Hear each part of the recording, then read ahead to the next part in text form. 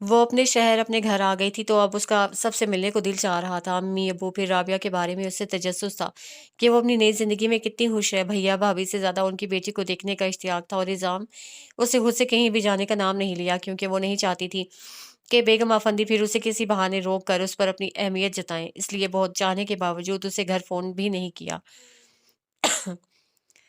हालांकि शहरयार ने 2-3 बार कहा था और वो अच्छा कहकर रह गई, लेकिन अगले दिन वो नहीं रह नहीं सकी। और नाश्ते की टेबल पर जब बेगम आफंदी शहरयार से ऑफिस जाने के बारे में पूछ रही थी तब तब वो बोल पड़ी, मैं अभी अम्मी के घर जाऊंगी।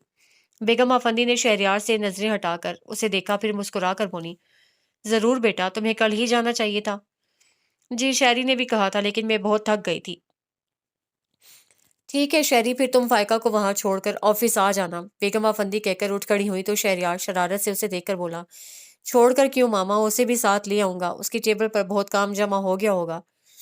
शहरी, बेगम आफंदी ने जाते जाते सरजनिशी अंदाज में शहरयार को देखा तो वो जल्दी से बोला, मैं आ जाऊंगा मामा, वक्त पर। हाँ, मैं पहले कभी वक्त पर गया हूँ, शहरयार ने ताज्जुब से कहा। लेकिन बेगम आफंदी अनसुनी करके चली गई तो वो उससे बोला, सुना तुमने मामा क्या कह गई हैं? मुझसे नहीं, आपसे। वो उठ खड़ी हुई, तुम कहाँ जा रही हो? तैयार होने, और हाँ, अभी हम अम्मी के यहाँ जाएंगे, फिर आप ऑफिस से जल्दी आ जाइएगा। तो मैं राबिया और भैया के यहाँ भी आज ही जाऊंगी क्योंकि जाते हुए हम किसी से मिलकर नहीं गए थे, सब नाराज होंगे। उसने अपना प्रोग्राम बताते हुए कहा तो वो मुस्कुरा कर बोला, तो आज सबको मनाने का दिन है जनाब, अच्छी बात है, चलो। वो कुर्सी धकेल कर उठ खड़ा हुआ। फिर तकरीबन 15 मिनट में दोनों तैयार हो गए थे तो शहरयार की याद दिलाने पर उसने वो तमाम तहाइफ भी ले लिए जो उसे लंदन से लिए थे। और जब वो अम्मी के यहाँ पहुंचे तो घर में अम्मी अकेली थी। अरे तुम कब आई? अम्मी ने हैरत और खुशी से उसे देखा तो वो उनके गले लग कर बोली, कल अस्सलाम वालेकुम। शहरयार ने सलाम किया तो अम्मी उसे खुद से अलग करके बोली, खुश रहो, आओ आओ अंदर चलो। आप अकेली हैं? हाँ, इस वक्त तो अकेली ही होती हूँ, अमीर ने शहरयार के लिए कुर्सी खींचते हुए कहा। तो वो फौरन उनके कंधों पर हाथ रखकर बोला, ये आप क्या कर रही हैं? बैठो बेटा बैठो। नहीं, आप बैठे। शहरयार ने उसी कुर्सी पर उन्हें बिठा दिया, फिर उसे देखकर बोला, मैं चलूँ? मामा ने कहा था वक्त पर। पहले कभी वक्त पर गए हैं? उसने उसी की बात दोहराई। नहीं, लेकिन अब शायद मामा मुझे मेरी जिम्मेदारी का एहसास दिलाना चाहती हैं। शहरयार ने कहा तो वो कजिन जरा सा मुस्कुराई, फिर उसके इशारे पर अम्मी से बोली, अच्छा अम्मी, शहरयार को अभी ऑफिस जाना है। हाँ, तो चाय नाश्ता? अम्मी उठने लगी तो वो रुक कर बोला, हम अभी नाश्ता करके आए हैं, फिर मैं इसे लेने आऊंगा तो चाय पीऊंगा, अभी आप मुझे इजाजत दीजिए। फिर रात का खाना भी यहीं खाना, अम्मी ने कहा तो वो उसे देखकर बोला, ये आप फायका से तय कर लें। हाँ, मैं तय कर लूंगी, आप बस जल्दी आ जाइएगा, वो फौरन बोली। फिर उसे गेट तक सी ऑफ करके वापस आई तो दोबारा अम्मी से लिपट गई। खुश हो? अम्मी ने उसका चेहरा हाथों में लेकर पूछा। जी, अल्लाह हमेशा खुश रखे। अम्मी ने उसकी पेशानी चूम कर दुआ दी, फिर पूछने लगी, सास ठीक है तुम्हारी? जी, सलाम कह रही थी आपको, उसे अपनी तरफ से कह दिया। वालेकुम अस्सलाम, मेरा भी सलाम कह देना। और अब्बू कैसे हैं? सोनी और उस्मान सब ठीक है। सोनी बहुत याद करती है तुम्हें, दिन गिन रही थी, अम्मी ने उसे अपने साथ बिठाते हुए बताया। अच्छा, और राबिया वो नहीं आती? आती है, अक्सर शाम में दोनों आ जाते हैं, कल भी आए थे, अम्मी ने बताया तो वो फौरन बोली, मैं शाम को जाऊंगी उसके यहाँ। आज शाम को? जी, मेरा बहुत दिल चाह रहा है उससे मिलने को, शादी के बाद कहाँ हमने एक दूसरे को देखा है। वो भी फौरन चली गई थी, खुश तो है ना? हाँ, लेकिन मुझे उस लड़की की तरफ से धड़का लगा रहता है, अम्मी ने खदशा जाहिर किया तो वो ठिठक कर बोली, क्यों? जिद्दी है ना, मियाँ के साथ भी जिद लगाती है। वो तो शुक्र है अफान ठंडे मिजाज का है, उसकी बात रख लेता है। तुम जाओगी तो जरा समझाना उसे, लेकिन आज नहीं, रात का खाना यही खाना। पहले भी ऐसे ही चले गए थे बगैर कुछ खाए पिए। अरे अम्मी, अब तो हम यही हैं, आ जाएंगे फिर किसी दिन। आज हमें नहीं रोके, मैं राबिया से मिल लूं। और भैया भाभी उनकी तरफ जाने का प्रोग्राम भी है। उसने लजाजत से अम्मी के गले में बाहें डालते हुए कहा तो अम्मी मसनूई हफगी से बोली, चलो हटो, ये कोई तरीका नहीं है, पहले ही भी ऐसे ही चली गई थी। तो आज तो सारा दिन मैं आपके पास हूँ। और शहरयार, वो शाम को आएंगे तो उस वक्त आप चाय के साथ कबाब वगैरह बना लीजिएगा, बाकी खाना तो हम आते ही रहेंगे और खाते ही रहेंगे, वो कहकर हंसने लगी। अच्छा, मैं दोपहर के लिए तो। अम्मी उठने लगी तो वो रो कर बोली, मैं बना लूंगी, आप बैठे। नहीं, अब तुम अपने घर का करना, अम्मी ने कहा तो वो बुरा सा मुंह बनाकर बोली, मेरे घर में मुलाजिम है, शुक्र करो। अम्मी ने टोका तो वो हंस पड़ी। हाँ शुक्र है, लेकिन अम्मी ऐसे बेकार बैठे बैठे तो मैं बेकार हो जाऊंगी, इसलिए यहाँ आप मुझे नहीं रोकिएगा। अच्छा, तुम क्या खाओगी? दाल चावल, और वो मैं वही पकाऊंगी, वो कहते हुए किचन में चली गई। پھر وہ کھانا تیار کر کے فارغ ہوئی تھی کہ سونی اور عثمان آ گئے، اور سونی کیونکہ اس سے زیادہ مانوس تھی اس لیے اسے دیکھ کر خوشی سے چلانے لگی، ہائے آپی، مجھے پتا ہوتا آج آپ آئیں گی تو میں کالج سے چھٹی کر لیتی، آپ نے آنے کی اطلاع کیوں نہیں دی؟ تاکہ تم چھٹی نہ کر سکو۔ کیسی جا رہی ہے تمہاری پڑھائی؟ بہت اچھی، شاباش۔ اور عثمان تم؟ ارے آپی، میں تو ٹاپ کروں گا، عثمان نے اترا کر کہا۔ ماشاء اللہ، چلو اب جلدی سے منہ ہاتھ دھو لو، میں کھانا نکال رہی ہوں، اس نے کہا تو عثمان فوراً بولا، آپ کیوں، سونی ہے نا؟ وہ انسونی کرتی کچن میں چلی گئی۔ پھر کھانے کے بعد وہ کچھ دیر سونے کی غرض سے لیٹی تھی، لیکن سونی نے اسے سونے نہیں دیا۔ پہلے اپنی سہیلیوں کی باتیں، پھر لندن میں وہ کہاں کہاں گھومی، اسے سونی کا اشتیاق دیکھتے ہوئے اسے ہر جگہ کے بارے میں بتایا، اور اسی میں دوپہر ڈھل گئی۔ تم نے آخر مجھے سونے نہیں دیا، چلو اب جلدی سے چائے بنا کر لاؤ، میں جب تک منہ ہاتھ دھو لوں، شہریار بھی آنے والے ہوں گے۔ وہ اٹھتے ہوئے بولی، ابھی آئیں گے شہریار بھائی؟ سونی نے گھڑی دیکھتے ہوئے پوچھا۔ ہاں، پھر ہمیں رابعہ کے ہاں جانا ہے۔ وہ جواب دے کر واش روم میں چلی گئی، اور جب منہ ہاتھ دھو کر باہر آئی تو سونی کو ٹیبل پر لوازمات سجاتے دیکھ کر قدرے حیرت سے پوچھنے لگی، یہ سب کس کے لیے؟ شہریار بھائی کے لیے، سونی نے کہا۔ آگے کیا؟ نہیں، پھر یہ ابھی سے کیوں رکھ رہی ہو؟ اسے ٹوکا۔ امی نے کہا ہے شاید انہیں خدشہ ہے کہ وہ پھر کچھ کھائے پیے بغیر چلے جائیں گے، سونی نے کہا۔ تبھی گیٹ پر گاڑی کی آواز سن کر وہ فوراً عثمان کو پکار کر بولی، عثمان جاؤ گیٹ کھولو، شہریار آ گئے ہیں۔ چند لمحوں کے بعد ہی شہریار عثمان کے ساتھ اندر آیا تو وہ ٹیبل کی طرف اشارہ کر کے بولی، سیدھے وہاں چلے جائیں۔ شہریار نے ایک نظر ٹیبل پر ڈالی، پھر اسے دیکھ کر بولا، بالکل گنجائش نہیں ہے، اصل میں دوپہر کا کھانا ابھی کچھ دیر پہلے کھایا ہے، پھر بھی بیٹھ تو جائیں، ورنہ امی رات کا کھانا کھلائے بغیر جانے نہیں دیں گی۔ انہیں ابھی تک افسوس ہے کہ پچھلی بار ہم ایسے ہی چلے گئے تھے، اسے کہا، پھر اس کے ساتھ ہی ٹیبل پر بیٹھ گئی۔ السلام علیکم، سونی نے سامنے آ کر شہریار کو سلام کیا تو وہ سر کے اشارے سے جواب دے کر بولا، لٹل گرل، جلدی بتاؤ میں تمہارے لیے کیا لایا ہوں۔ میرے لیے؟ سونی کچھ کنفیوز ہو گئی اور وہ پیشانی پر ہاتھ مار کر بولی، ارے صبح میں گاڑی سے بیگ لینا تو بھول ہی گئی تھی، بس ایک مجھے نہ بھولنا، شہریار نے سرگوشی میں اسے کہا تو وہ مسکرا کر بولی، ایک آپ ہی تو یاد ہے، باقی تو سب بھول گئی۔ فوراً سونی کی طرف متوجہ ہو گئی۔ ہاں سونی بتاؤ، شہریار لندن سے تمہارے لیے کیا لائے ہوں گے؟ پتہ نہیں، سونی نے لالمی کا اظہار کیا تو شہریار نے جیب سے بہت خوبصورت ریسٹ واچ نکال کر اس کی طرف بڑھا دی۔ اس کی کیا ضرورت تھی؟ امی نے کہا تو وہ انسنی کر کے اسے بولا، عثمان کا گفٹ بیگ میں ہے۔ اس نے جلدی سے بیگ کھول کر عثمان کے لیے لائی ہوئی شرٹ اس کے حوالے کی، پھر شہریار سے بولی، اب جلدی سے چائے وائے پیئے، مجھے رابعہ سے ملنا ہے۔ اوکے باس، شہریار نے فوراً چائے کا کپ اٹھا لیا تھا۔ پھر بھی ابھی شام پوری طرح نہیں اتری تھی جب وہ رابعہ کے ہاں پہنچی تو پہلے مرحلے پر رابعہ ساری خفگی بھلا کر اسے ملی تھی۔ آپ کیسے ہیں شہریار؟ رابعہ اسے الگ ہو کر شہریار کی طرف متوجہ ہوئی اور اسے بیٹھنے کا اشارہ بھی کیا۔ بالکل ٹھیک، آپ سے تو بس ایک ہی بار ملاقات ہوئی تھی، شہریار نے ڈاکٹر عرفان کے ساتھ بیٹھتے ہوئے کہا۔ ہم تو آئے تھے، لیکن رابعہ وہی اپنا جانا بتانے جا رہی تھی کہ اسے فوراً اسے مخاطب کر لیا۔ رابعہ اپنا البم دکھاؤ شادی کا، اور ابھی مری وغیرہ کی تصویریں بھی ہوں گی۔ بہت تصویریں ہیں، کریز ہے شاعری نے تصویریں کھنچوانے کا، ڈاکٹر عرفان نے کہا۔ رابعہ انہیں گھورتے ہوئے اٹھ کر جانے لگی تو وہ بھی اس کے ساتھ اس کے کمرے میں جاتے ہی بولی، رابعہ پلیز شہریار کے سامنے مت کہنا کہ تم شادی کے دوسرے دن ہمارے گھر آئی تھی۔ کیوں؟ اسے معلوم نہیں ہے؟ رابعہ نے تنک کر پوچھا تو وہ جذبے سی ہو کر بولی، نہیں، میں نے جان بوجھ کر نہیں بتایا، خواہ ماما سے الجھتے۔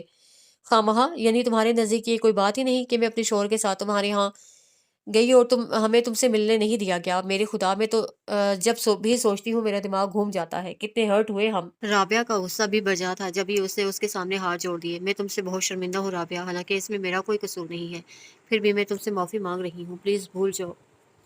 ہرگز نہیں، میں کبھی نہیں بھول سکتی۔ ذرا سوچو مجھے عرفان کے سامنے کتنی خفت اٹھانی پڑی ہوگی۔ مجھے احساس ہے جبھی تو میں تم سے معافی مانگ رہی ہوں، اور میں عرفان بھائی سے بھی سوری کر لوں گی، بس تم شہریار کے سامنے کچھ مت کہنا، اسے منت سے کہا تو رابعہ کچھ دیر اسے دیکھتی رہی، پھر سر جھٹک کر بولی، بہرحال میں آئندہ تمہارے ہاں کبھی نہیں آؤں گی، تمہاری ساس کے مرنے پر بھی نہیں۔ میری ساس کا اتنی جلدی مرنے کا کوئی پروگرام نہیں ہے، وہ بے ساختہ ہنسی کے ساتھ بولی تھی۔ اماں، آپ کو پتا ہے فائقہ لندن سے آ گئی ہے؟ نظام خود تو حیران تھے ہی، اپنی اماں اور اسما کو بھی بتا کر حیران کر دیا۔ اچھا، کب آئی؟ ان کی اماں نے حیرت سے پوچھا۔ ایک ہفتہ ہو گیا ہے، انہوں نے بتایا تو اسما اچھل کر بولی، ایک ہفتہ؟ اور آنا تو دور کی بات، فون بھی نہیں کیا اس نے۔ آپ کو کس سے بتایا؟ میں آفس سے سیدھا پھپھو کے ہاں چلا گیا تھا، انہوں نے بتایا کہ اسے آئے ہوئے ایک ہفتہ ہو گیا ہے۔ بڑی بے مروت نکلی، اسما نے کہا تو وہ سنی کر کے اماں سے بولے، پتہ نہیں ان کے ہاں کیا رواج ہے، آپ کب بلا رہی ہیں اسے؟ ہاں بلانا تو ہے، اور میرا خیال ہے چھٹی کا دن ٹھیک رہے گا، اماں نے کہا تو وہ فوراً بولے میرا بھی یہی خیال ہے، اور میں کل ہی جا کر شہریار کو اتوار رات کے کھانے کی دعوت دے آؤں گا، یا آپ کو دوپہر کی سہولت ہو تو؟ نہیں، رات کا کھانا ٹھیک ہے، آرام سے ہر چیز بن جاتی ہے، اماں سے پہلے اسما بول پڑی۔ اور ہاں اسے کہیے گا جلدی آئے، یہ نہیں کہ مہمانوں کی طرح کھانے پر ہی آئے۔ اب یہ اس کے اختیار کی بات نہیں ہے، وہ کہتے ہوئے اٹھ کھڑے ہوئے تھے، اور اگلے روز جب وہ آفس سے نکلے تو شام ڈھل چکی تھی، جس سے وہ شش و پنج میں پڑ گئے کہ آیا انہیں اس وقت فائقہ کے گھر جانا چاہیے یا نہیں۔ پھر یہ سوچ کر وہ کھڑے کھڑے ہی اسے مل کر اور کھانے کی دعوت دے کر چلے آئیں گے۔ انہوں نے گاڑی اس کے گھر کے راستے پر ڈال دی تھی، اور جب وہ اس کے بنگلے کے سامنے گاڑی سے اتر رہے تھے تو اسی وقت ایک بڑا گیٹ کھلنے پر وہ رک کر دیکھنے لگے۔ چند لمحوں بعد وائٹ وی ٹی آئی باہر نکلی، لیکن پھر ان کے قریب رک گئی۔ اذان بھائی، فائقہ فوراً اتر کر ان کے قریب آئی تھی۔ ہم آپ ہی کی طرف جا رہے تھے۔ خیریت سے ہو؟ انہوں نے اس کے کھلتے چہرے پر بس ایک نظر ڈال کر پوچھا تو وہ ان کے مخصوص انداز پر بے ساختہ مسکرائی۔ تبھی شہریار آ گیا۔ السلام علیکم۔ وعلیکم السلام۔ اگر آپ میرے گھر جا رہے تھے تو چلیں۔ اذان نے اس کا ہاتھ گرم جوشی سے تھامتے ہوئے کہا، نہیں، اب تو آپ آ گئے ہیں، آئیے اندر چلیں۔ شہریار نے ان کا ہاتھ تھامتے ہوئے واپس اندر کا رخ کیا تھا۔ کیسے ہیں اذان بھائی آپ اور گھر میں سب؟ فائقہ نے ڈرائنگ روم میں انہیں بیٹھنے کا اشارہ کرتے ہوئے پوچھا۔ سب ٹھیک ہیں، مجھے کل پھپھو سے معلوم ہوا کہ تم آ چکی ہو۔ انہوں نے جتایا نہیں تھا بلکہ سیدھے سادے انداز میں کہا، جی مجھے آئے ہوئے ایک ہفتہ ہو گیا ہے، اور میں نے جان بوجھ کر آپ کو فون نہیں کیا کیونکہ میں اچانک آپ کے ہاں آنا چاہتی تھی۔ وہ مسکرا کر بولی، چلو پھر کسی دن اچانک آ جانا۔ انہوں نے کہا، پھر شہریار کی طرف متوجہ ہو گئے، میں اسپیشلی آپ کو انوائٹ کرنے آیا ہوں۔ شہریار نہ سمجھنے والے انداز میں فائقہ کو دیکھنے لگا تو اس سے پوچھ لیا، کس سلسلے میں اذان بھائی؟ کوئی سلسلہ ہونا ضروری تو نہیں ہے، ویسے یہ انویٹیشن تمہاری شادی کی خوشی میں ہے۔ اتوار کی شام آپ دونوں کھانے پر ضرور آئیے گا۔ انہوں نے آخر میں شہریار کو دیکھ کر کہا تو وہ مسکرا کر بولے، آپ بلائیں اور ہم نہ آئیں، ایسے تو حالات نہیں۔ پھر فائقہ سے بولا، بھائی کوئی چائے وغیرہ بلکہ نہیں کھانا لگوا دو۔ ہاں، فائقہ فوراً اٹھی تھی لیکن نظام نے روک لیا، نہیں پلیز کھانے کا تکلف نہیں کریں، ویسے بھی میں اتنی جلدی کھانا نہیں کھاتا۔ یہ جلدی کہاں ہے نظام بھائی، بس تم چائے پلا دو۔ انہوں نے کہہ کر فائقہ کو آنکھوں سے اشارہ بھی کیا تو اس نے مزید اصرار نہیں کیا اور چلی گئی۔ تبھی شہریار پوچھنے لگا، آپ کہاں جاب کرتے ہیں؟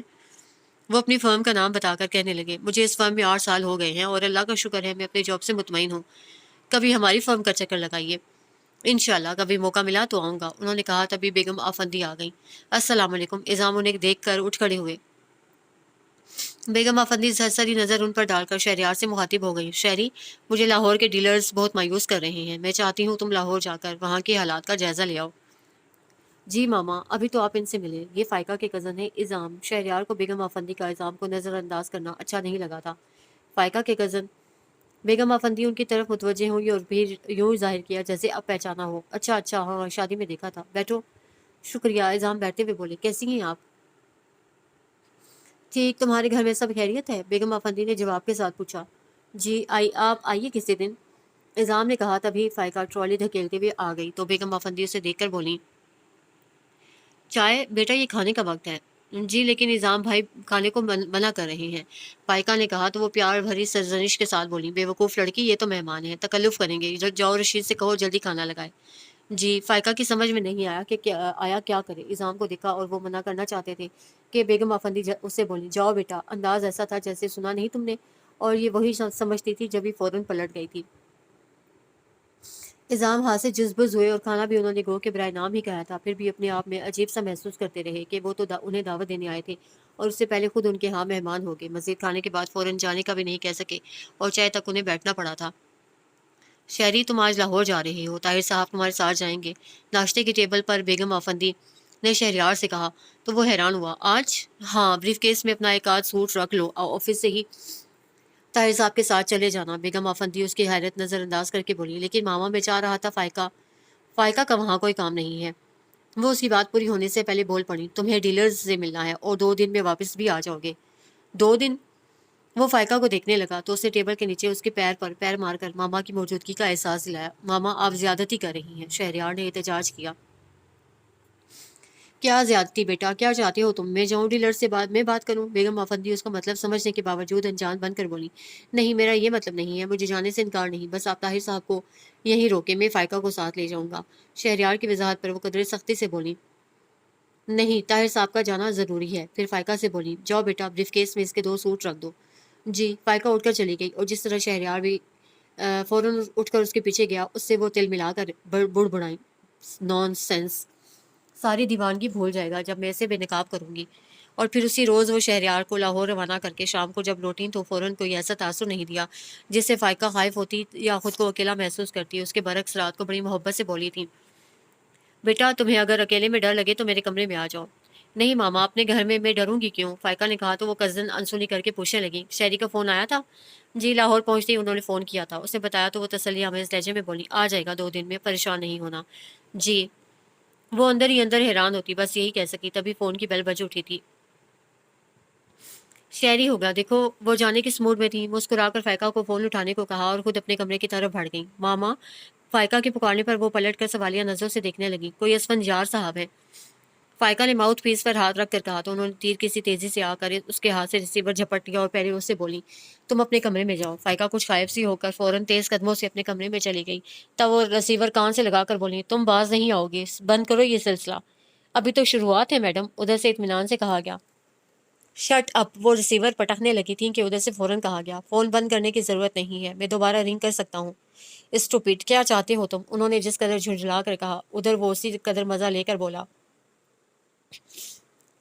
ہاں اب کی ہے نا آپ نے کام کی بات، کیا چاہتا ہوں میں؟ میرے سے تمہیں کچھ بھی کوئی بھیک نہیں ملے گی۔ وہ فوراً زہر خون سے ہو کر بولی تھی، میں بھیک نہیں، اپنا حق مانگ لوں گا۔ اس کے مضبوط لہجے پر وہ ایک لہجہ رک کر بولی، سنو تم ہو کون؟ میں تو تمہیں جانتی بھی نہیں۔ میں بھی آپ کو نہیں جانتا، لیکن اپنے آپ کو بہت اچھی طرح جانتا اور پہچانتا ہوں کہ میں جیلان آفندی کی پہلی نرینہ اولاد یعنی پہلا وارث اسفنجار آفندی ہوں۔ اس کا لہجہ ہنوز مضبوط تھا، مزید چبا چبا کر بولا تھا، کیا ثبوت ہے تمہارے پاس؟ وقت آنے پر سارے ثبوت کے ساتھ آؤں گا، اس سے کہا تو وہ طنزیہ لہجے میں بولی، میں انتظار کروں گی۔ اس کے ساتھ ہی انہوں نے سلسلہ منقطع کر دیا اور کچھ دیر وہیں کھڑی تنفر سے اس کے بارے میں سوچتی رہی، پھر سر جھٹک کر اپنے کمرے میں آ گئی۔ لیکن ذہن پھر اسی کی طرف چلا گیا اور گو کہ وہ اس سے خائف نہیں تھی، البتہ یہ خدشہ تھا کہ کہیں وہ شہریار یا فائقہ سے کچھ الٹا سیدھا نہ کہہ دے، جیسے ابھی فائقہ نے فون ریسیو کیا تھا اور یہ تو اتفاق تھا کہ وہ موجود تھیں، اگر وہ گھر پر نہ ہوتی تو جانے وہ اس سے کیا کہتا، جبکہ وہ خاص طور سے شہریار کو تو اس کے بارے میں بتانا بھی نہیں چاہتی تھیں، اور اب وہ یہی سوچ رہی تھیں کہ اسے یہاں فون کرنے سے کیسے روکیں۔ گویا وہ خود اس حقیقت کو تسلیم کر رہی تھیں کہ وہ جیلان آفندی کا بیٹا ہی ہے، حالانکہ ان کے لیگل ایڈوائزر ابرار قریشی نے انہیں بتایا تھا کہ جیلان آفندی کی پہلی بیوی اور بچے ایک حادثے کا شکار ہو گئے تھے، اور اس وقت انہیں ان کی بات پر یقین آیا بھی تھا یا تھا اور نہیں بھی۔ بہرحال اس وقت انہوں نے بہت سوچ کر ابرار قریشی کو فون کر ڈالا۔ ابرار صاحب، میں بیگم آفندی، انہوں نے ابرار قریشی کی آواز سنتے ہی کہا۔ جی بیگم صاحبہ، کیسی ہیں آپ؟ بہت ڈسٹرب ہوں ابرار صاحب، بلکہ مجھے ڈسٹرب کیا جا رہا ہے، انہوں نے کہا تو ابرار قریشی تعجب سے بولے، ہے خیریت؟ کون ڈسٹرب کر رہا ہے؟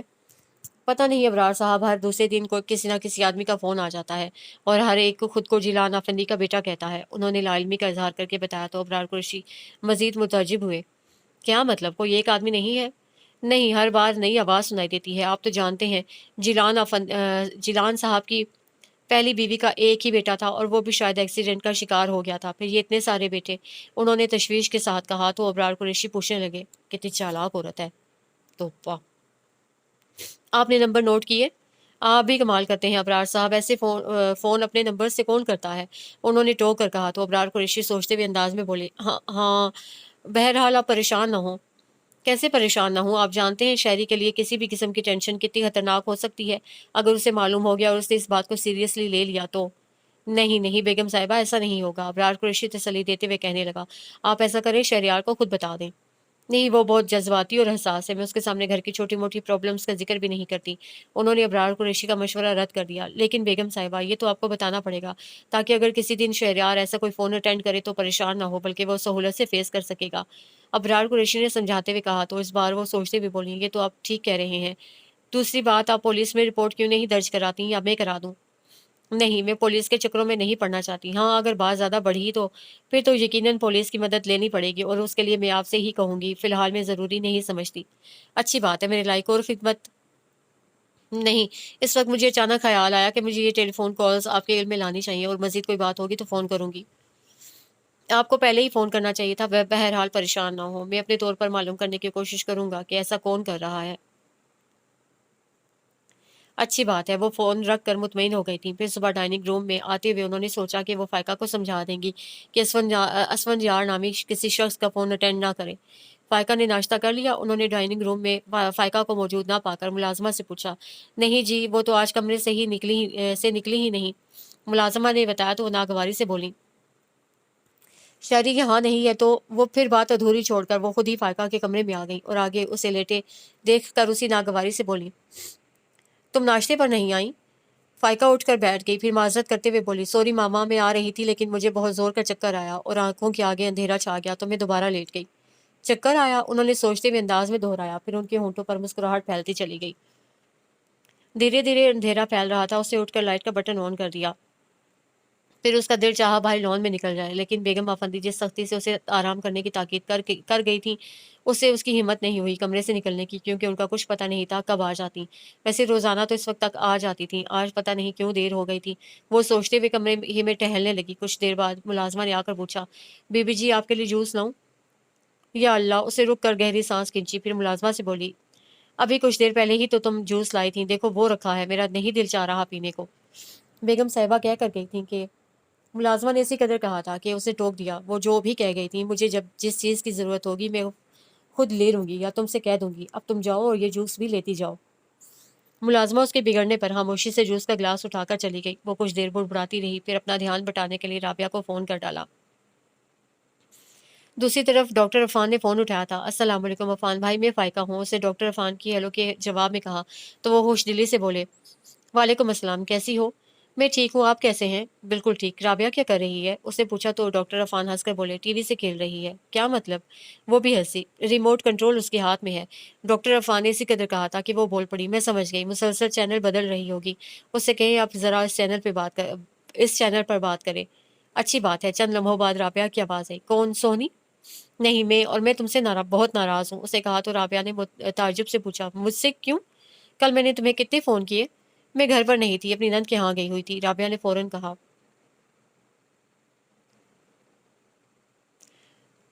تو آ کر مجھے کال بیک نہیں کر سکتی تھی؟ یا تم نے اپنا سی ایل آئی دیکھنے کی زحمت ہی نہیں کی؟ نہیں، میں نے آتے ہی چیک کیا تھا، لیکن میں تمہیں فون نہیں کروں گی۔ رابعہ کے صاف انکار کرنے پر وہ برا مان کر بولی، یہ کیا بات ہوئی؟ آؤ گی بھی نہیں اور فون بھی نہیں کرو گی؟ ہاں بس اس بات کو چھوڑو اور یہ بتاؤ کیسی ہو، شہریار کیسے ہیں؟ رابعہ نے اسے بحث سے روکتے ہوئے پوچھا۔ شہری لاہور گئے ہوئے ہیں اور میں بہت بور ہو رہی ہوں، اسے کہا تو رابعہ فوراً بولی، میرے پاس آ جاؤ۔ اچھا، تم نے نہ آنے کی قسم کھا لی ہے اور میں آ جاؤں؟ اسے ٹوکا۔ سنو، تم مجھے اچھی طرح جانتی ہو، میں بہت خود سر اور ضدی ہوں، لہٰذا مجھے بار بار مت ٹوکو۔ اگر تم چاہتی ہو کہ ہمارے درمیان کوئی رنجش، کوئی دوری نہ ہو تو جب تمہارا مجھ سے ملنے کو دل چاہے میرے گھر آ جانا، لیکن کبھی مجھے اپنے گھر آنے کو مت کہنا، سمجھی؟ رابعہ نے تنبیہی انداز میں باور کرایا تو وہ خاموش ہو رہی۔ سنو، قدرے توقف سے رابعہ پکار کر پوچھنے لگی، پھر کب آ رہی ہو؟ آؤں گی کسی دن اور سارا دن تمہارے ساتھ رہوں گی، اسے گویا ہتھیار ڈال دیے۔ ضرور، میں انتظار کروں گی، رابعہ نے خوش ہو کر کہا۔ اچھا، خدا حافظ۔ اسے فون بند کر دیا اور رابعہ ہی کو سوچنے لگی تھی کہ ماما کا خیال آیا، 8 بج چکے تھے اور وہ ابھی تک نہیں آئی تھیں، کہاں رہ گئیں؟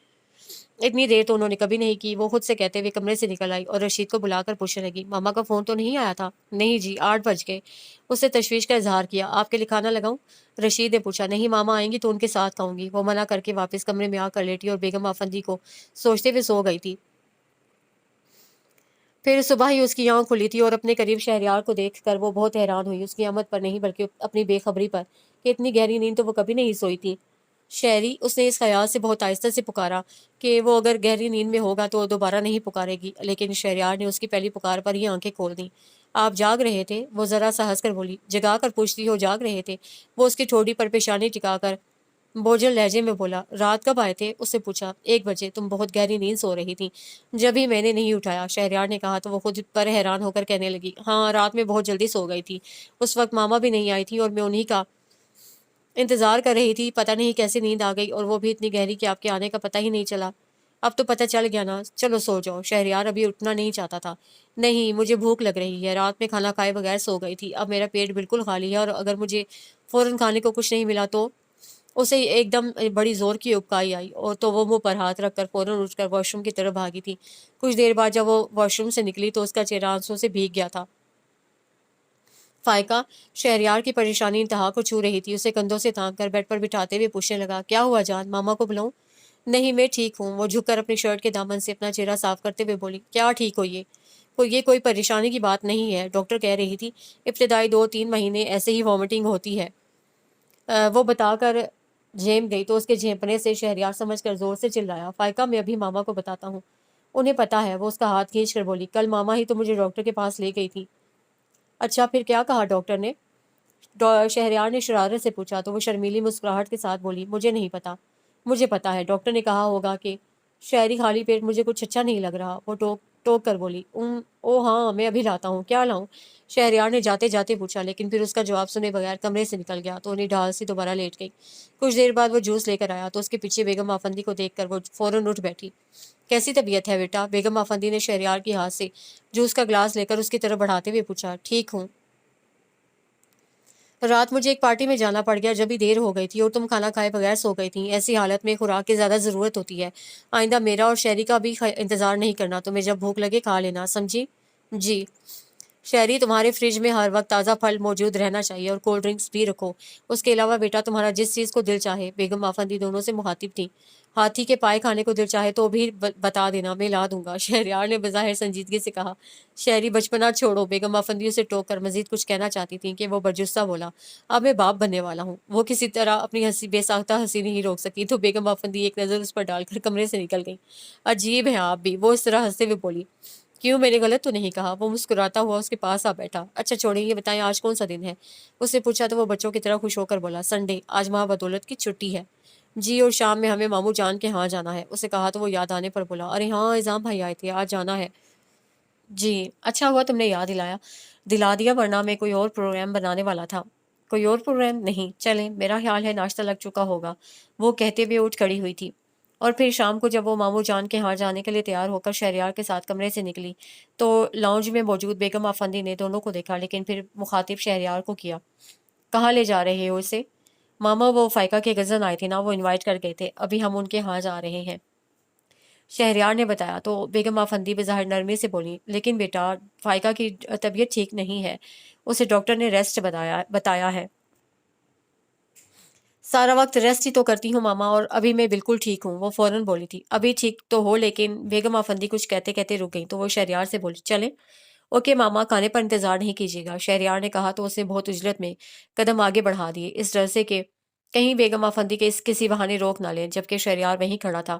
شاید ماما کچھ کہہ رہی تھی اور وہ ان کی بات سننے کے بعد اس کے پیچھے آیا تو ٹوکتے ہوئے بولا، اتنی جلدی کیا ہے، ابھی تو شام بھی نہیں ڈلی۔ وہ کچھ نہیں بولی اور یوں بن گئی جیسے بے دھیانی میں باہر نکل آئی ہو۔ پھر جب گاڑی میں بیٹھی تو پوچھنے لگی، کیا کہہ رہی تھی ماما؟ جلدی آنے کو کہا ہے، شہریار بتا کر پوچھنے لگا، تمہیں گھر معلوم ہے ماموں جی کا؟ بالکل معلوم ہے، آنکھیں بند کر کے جا سکتی ہوں، اسے کہا تو شہریار نے تعجب کا اظہار کیا، واقعی؟ جی، وہ میرا ننیال ہے۔ ارے ہاں شہری، آپ کا ننیال کہاں ہے؟ نانا نانی، ماموں وغیرہ؟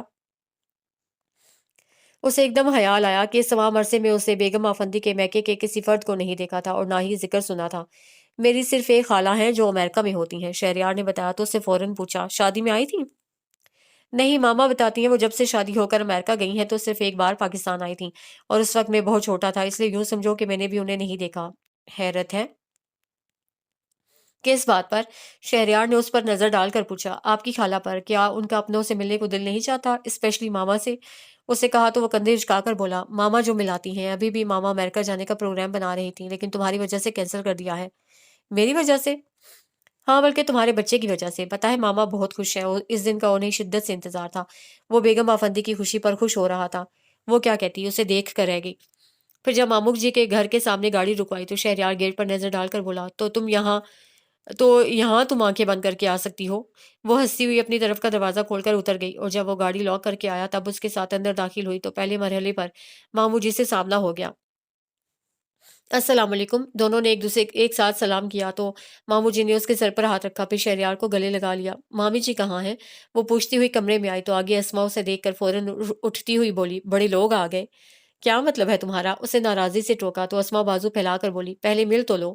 نہیں، پہلے وضاحت کرو۔ وہ اسما کو چھوڑ کر مامی جی کے گلے لگ گئی۔ کیا وضاحت کروں؟ اتنے دن ہو گئے تمہیں آئے ہوئے اور ایک فون تک نہیں کیا، ابھی دیکھو کیسے اترا رہی ہو۔ ٹھیک ہے، مت ملو، میں مری نہیں جا رہی۔ اسما روٹھ گئی۔ پھر کہاں، اسلام آباد جا رہی ہو؟ وہ اسما کو گدگدا کر بولی تو اسما نے اسے گلے لگا کر شکوہ کیا، مجھے تم سے یہ امید نہیں تھی۔ بکو مت، یہ بتاؤ اعظام بھائی کہاں ہیں؟ اپنے کمرے میں ہوں گے اور تم شہریار بھائی کو کہاں چھوڑ آئی؟ اسما کو ایک دم شہریار کا خیال آیا تھا۔ ماموں جی کے ساتھ ہیں، اسے بتایا تو اسما اپنی امی کو دیکھ کر بولی، چلے امی شہریار بھائی سے مل لیں۔ پھر اس سے کہنے لگی، پتہ ہے رابعہ 2 3 بار آ چکی ہے، وہ اکیلی ہے نا، میرا مطلب ہے اس کی ساس وغیرہ تو یہاں ہے نہیں، اس لیے اس کا ہر جگہ آنا جانا ہو جاتا ہے۔ اسے کہا تو اسما پوچھنے لگی، تمہاری ساس منع کرتی ہیں؟ نہیں منع تو نہیں کرتی، بس مجھے خود خیال رہتا ہے۔ چلو خیر، شہری سے مل لو، چلے مامی جی۔ اسے مامی جی کا ہاتھ پکڑ لیا اور ان کے ساتھ ڈرائنگ روم میں آئی تو آگے اظام بھی موجود تھے، جنہیں دیکھ کر وہ ہمیشہ کی طرح ان کی طرف کھینچتی چلی گئی تھی۔ اس کے انداز میں کچھ ایسی بے اختیاری تھی کہ شہریار نے نہ صرف محسوس کیا بلکہ ٹھٹک بھی گیا تھا۔ اسے مامو جی کے گھر سے ہی شہریار کی خاموشی اور قدرے سرد مہری محسوس کر لی تھی۔ پھر واپسی کا تمام راستہ بھی وہ بولتی رہی تھی۔ شہریار بس ہوں ہاں کرتا رہا اور ابھی بھی کسی بات کا ٹھیک سے جواب نہیں دے رہا تھا، اور وہ ٹھٹکی تو پہلے مرحلے پر ہی تھی، اب متوحش سی ہو کر سوچنے لگی تھی کہ ایسی کیا بات ہو گئی ہے جو شہریار کو بری لگی ہے اور وہ براہ راست اسے کہہ بھی نہیں رہا، حالانکہ دونوں میں اتنی انڈرسٹینڈنگ تو تھی ہی کہ اپنی ہر بات ایک دوسرے سے کہہ دیتے تھے۔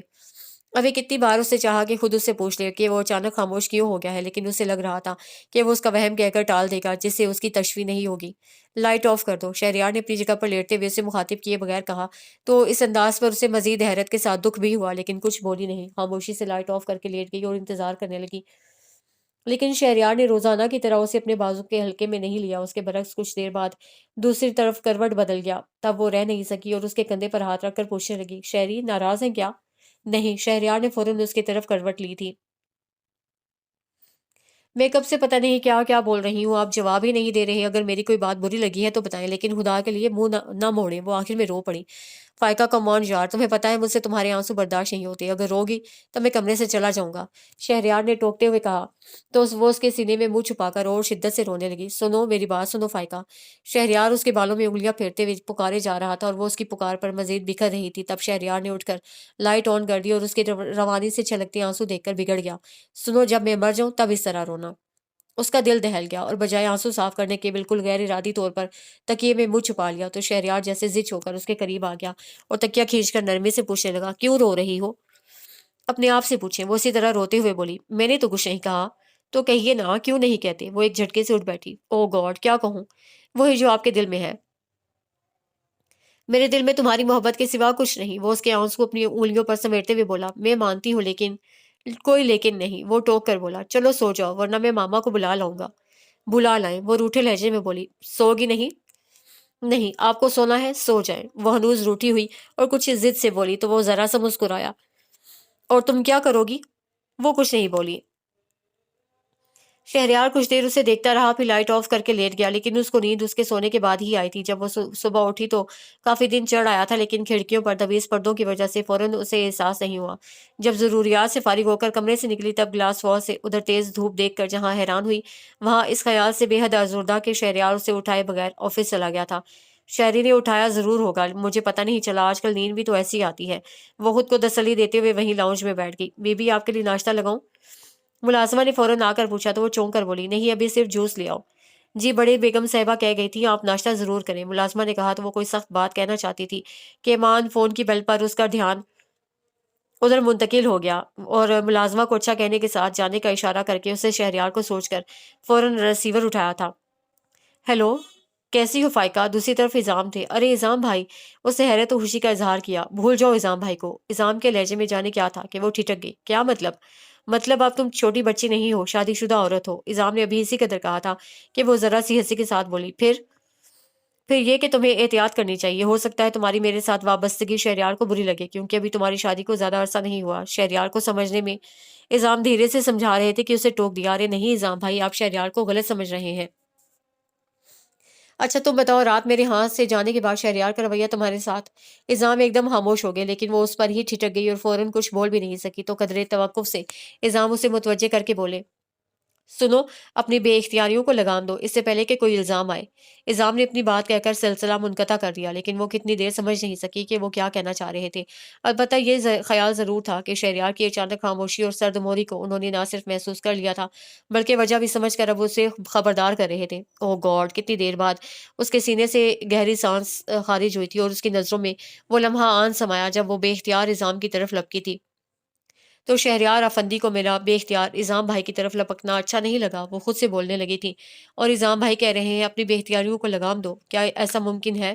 وہ سارا دن خود سے ہی بولتی اور آخر میں سوالیہ نشان پر الجھتی رہی تھی۔ شام میں شہریار آیا تو وہ اس سے اس بات پر ناراض تھی کہ ایک تو وہ اسے صبح اٹھائے بغیر چلا گیا تھا، دوسرے سارا دن فون بھی نہیں کیا تھا۔ جب بھی اس کے آنے پر رخ موڑ کر کھڑکی سے باہر دیکھنے لگی۔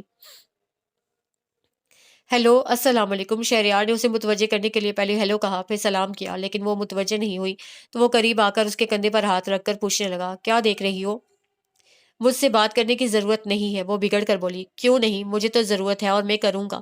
وہ اس کی ناراضی سمجھ کر دھڑلے سے بولا، لیکن میں نہیں کروں گی۔ وجہ؟ وجہ؟ وہ واقعی غصے میں تھی۔ یعنی وجہ بھی میں بتاؤں؟ آپ تو بالکل نہیں جانتے، احساس ہو تو جانے۔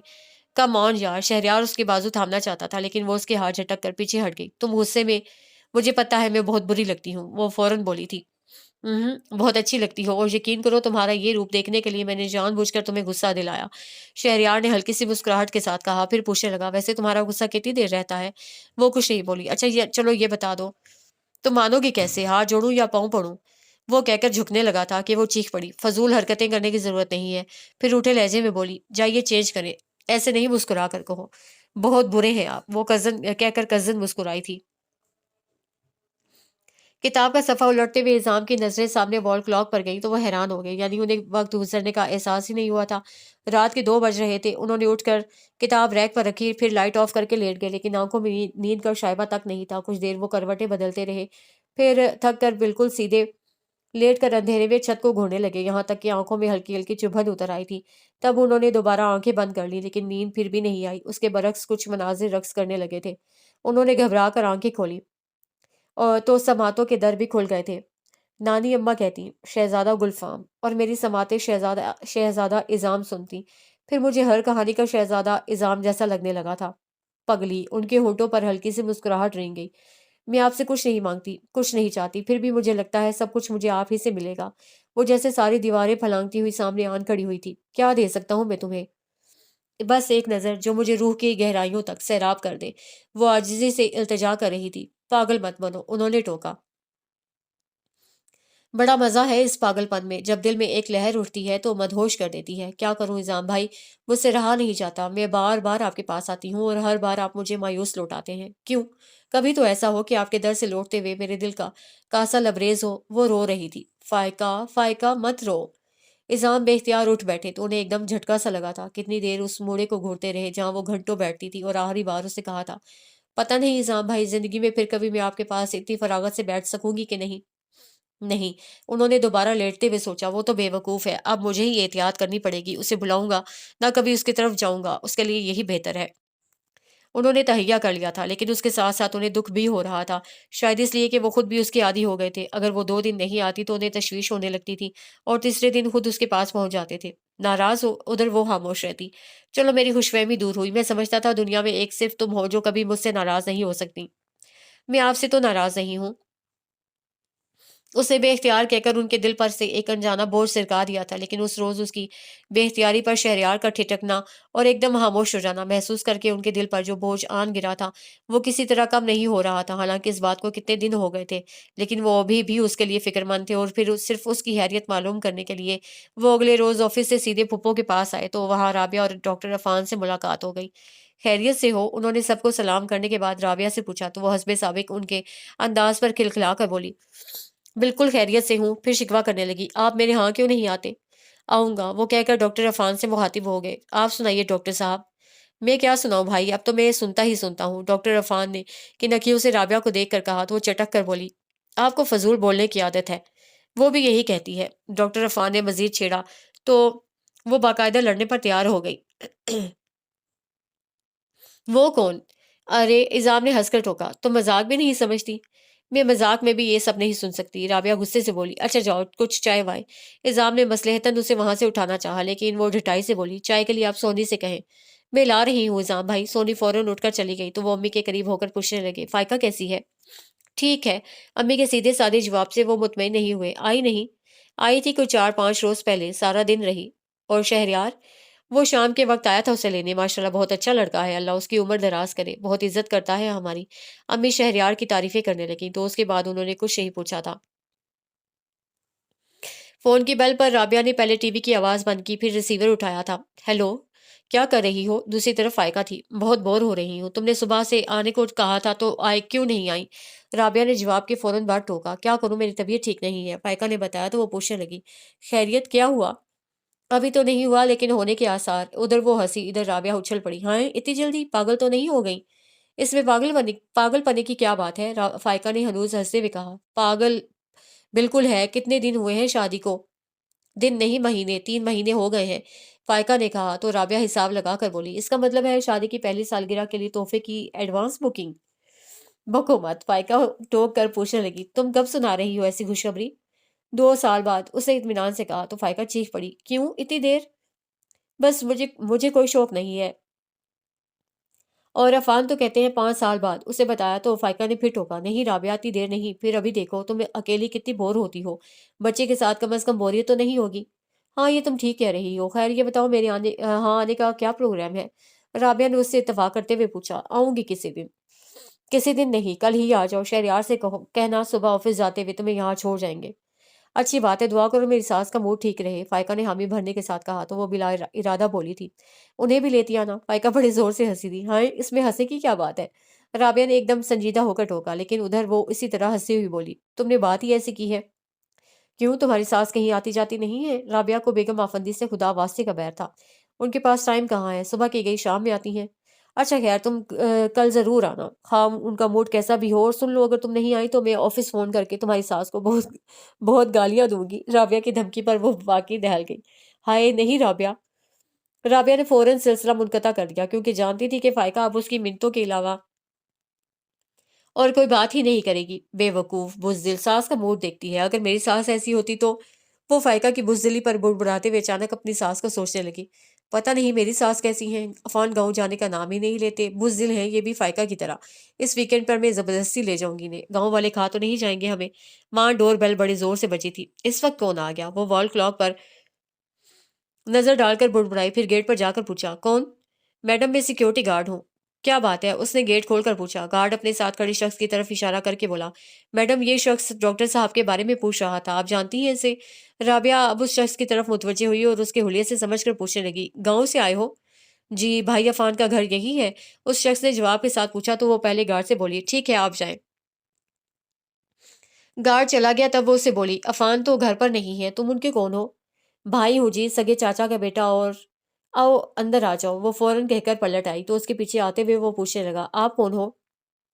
اسے فوراً جواب نہیں دیا، جب اندر آ گئی تب بھی اسی قدر بولی، میں رابعہ ہوں۔ رابعہ؟ وہ مزید تفصیل جاننے کے لیے سوالیہ نشان بن گیا، اور وہ سمجھ تو گئی پھر بھی انجان بن کر الٹا چائے کا کہہ کر پوچھنے لگی، کیا نام ہے تمہارا؟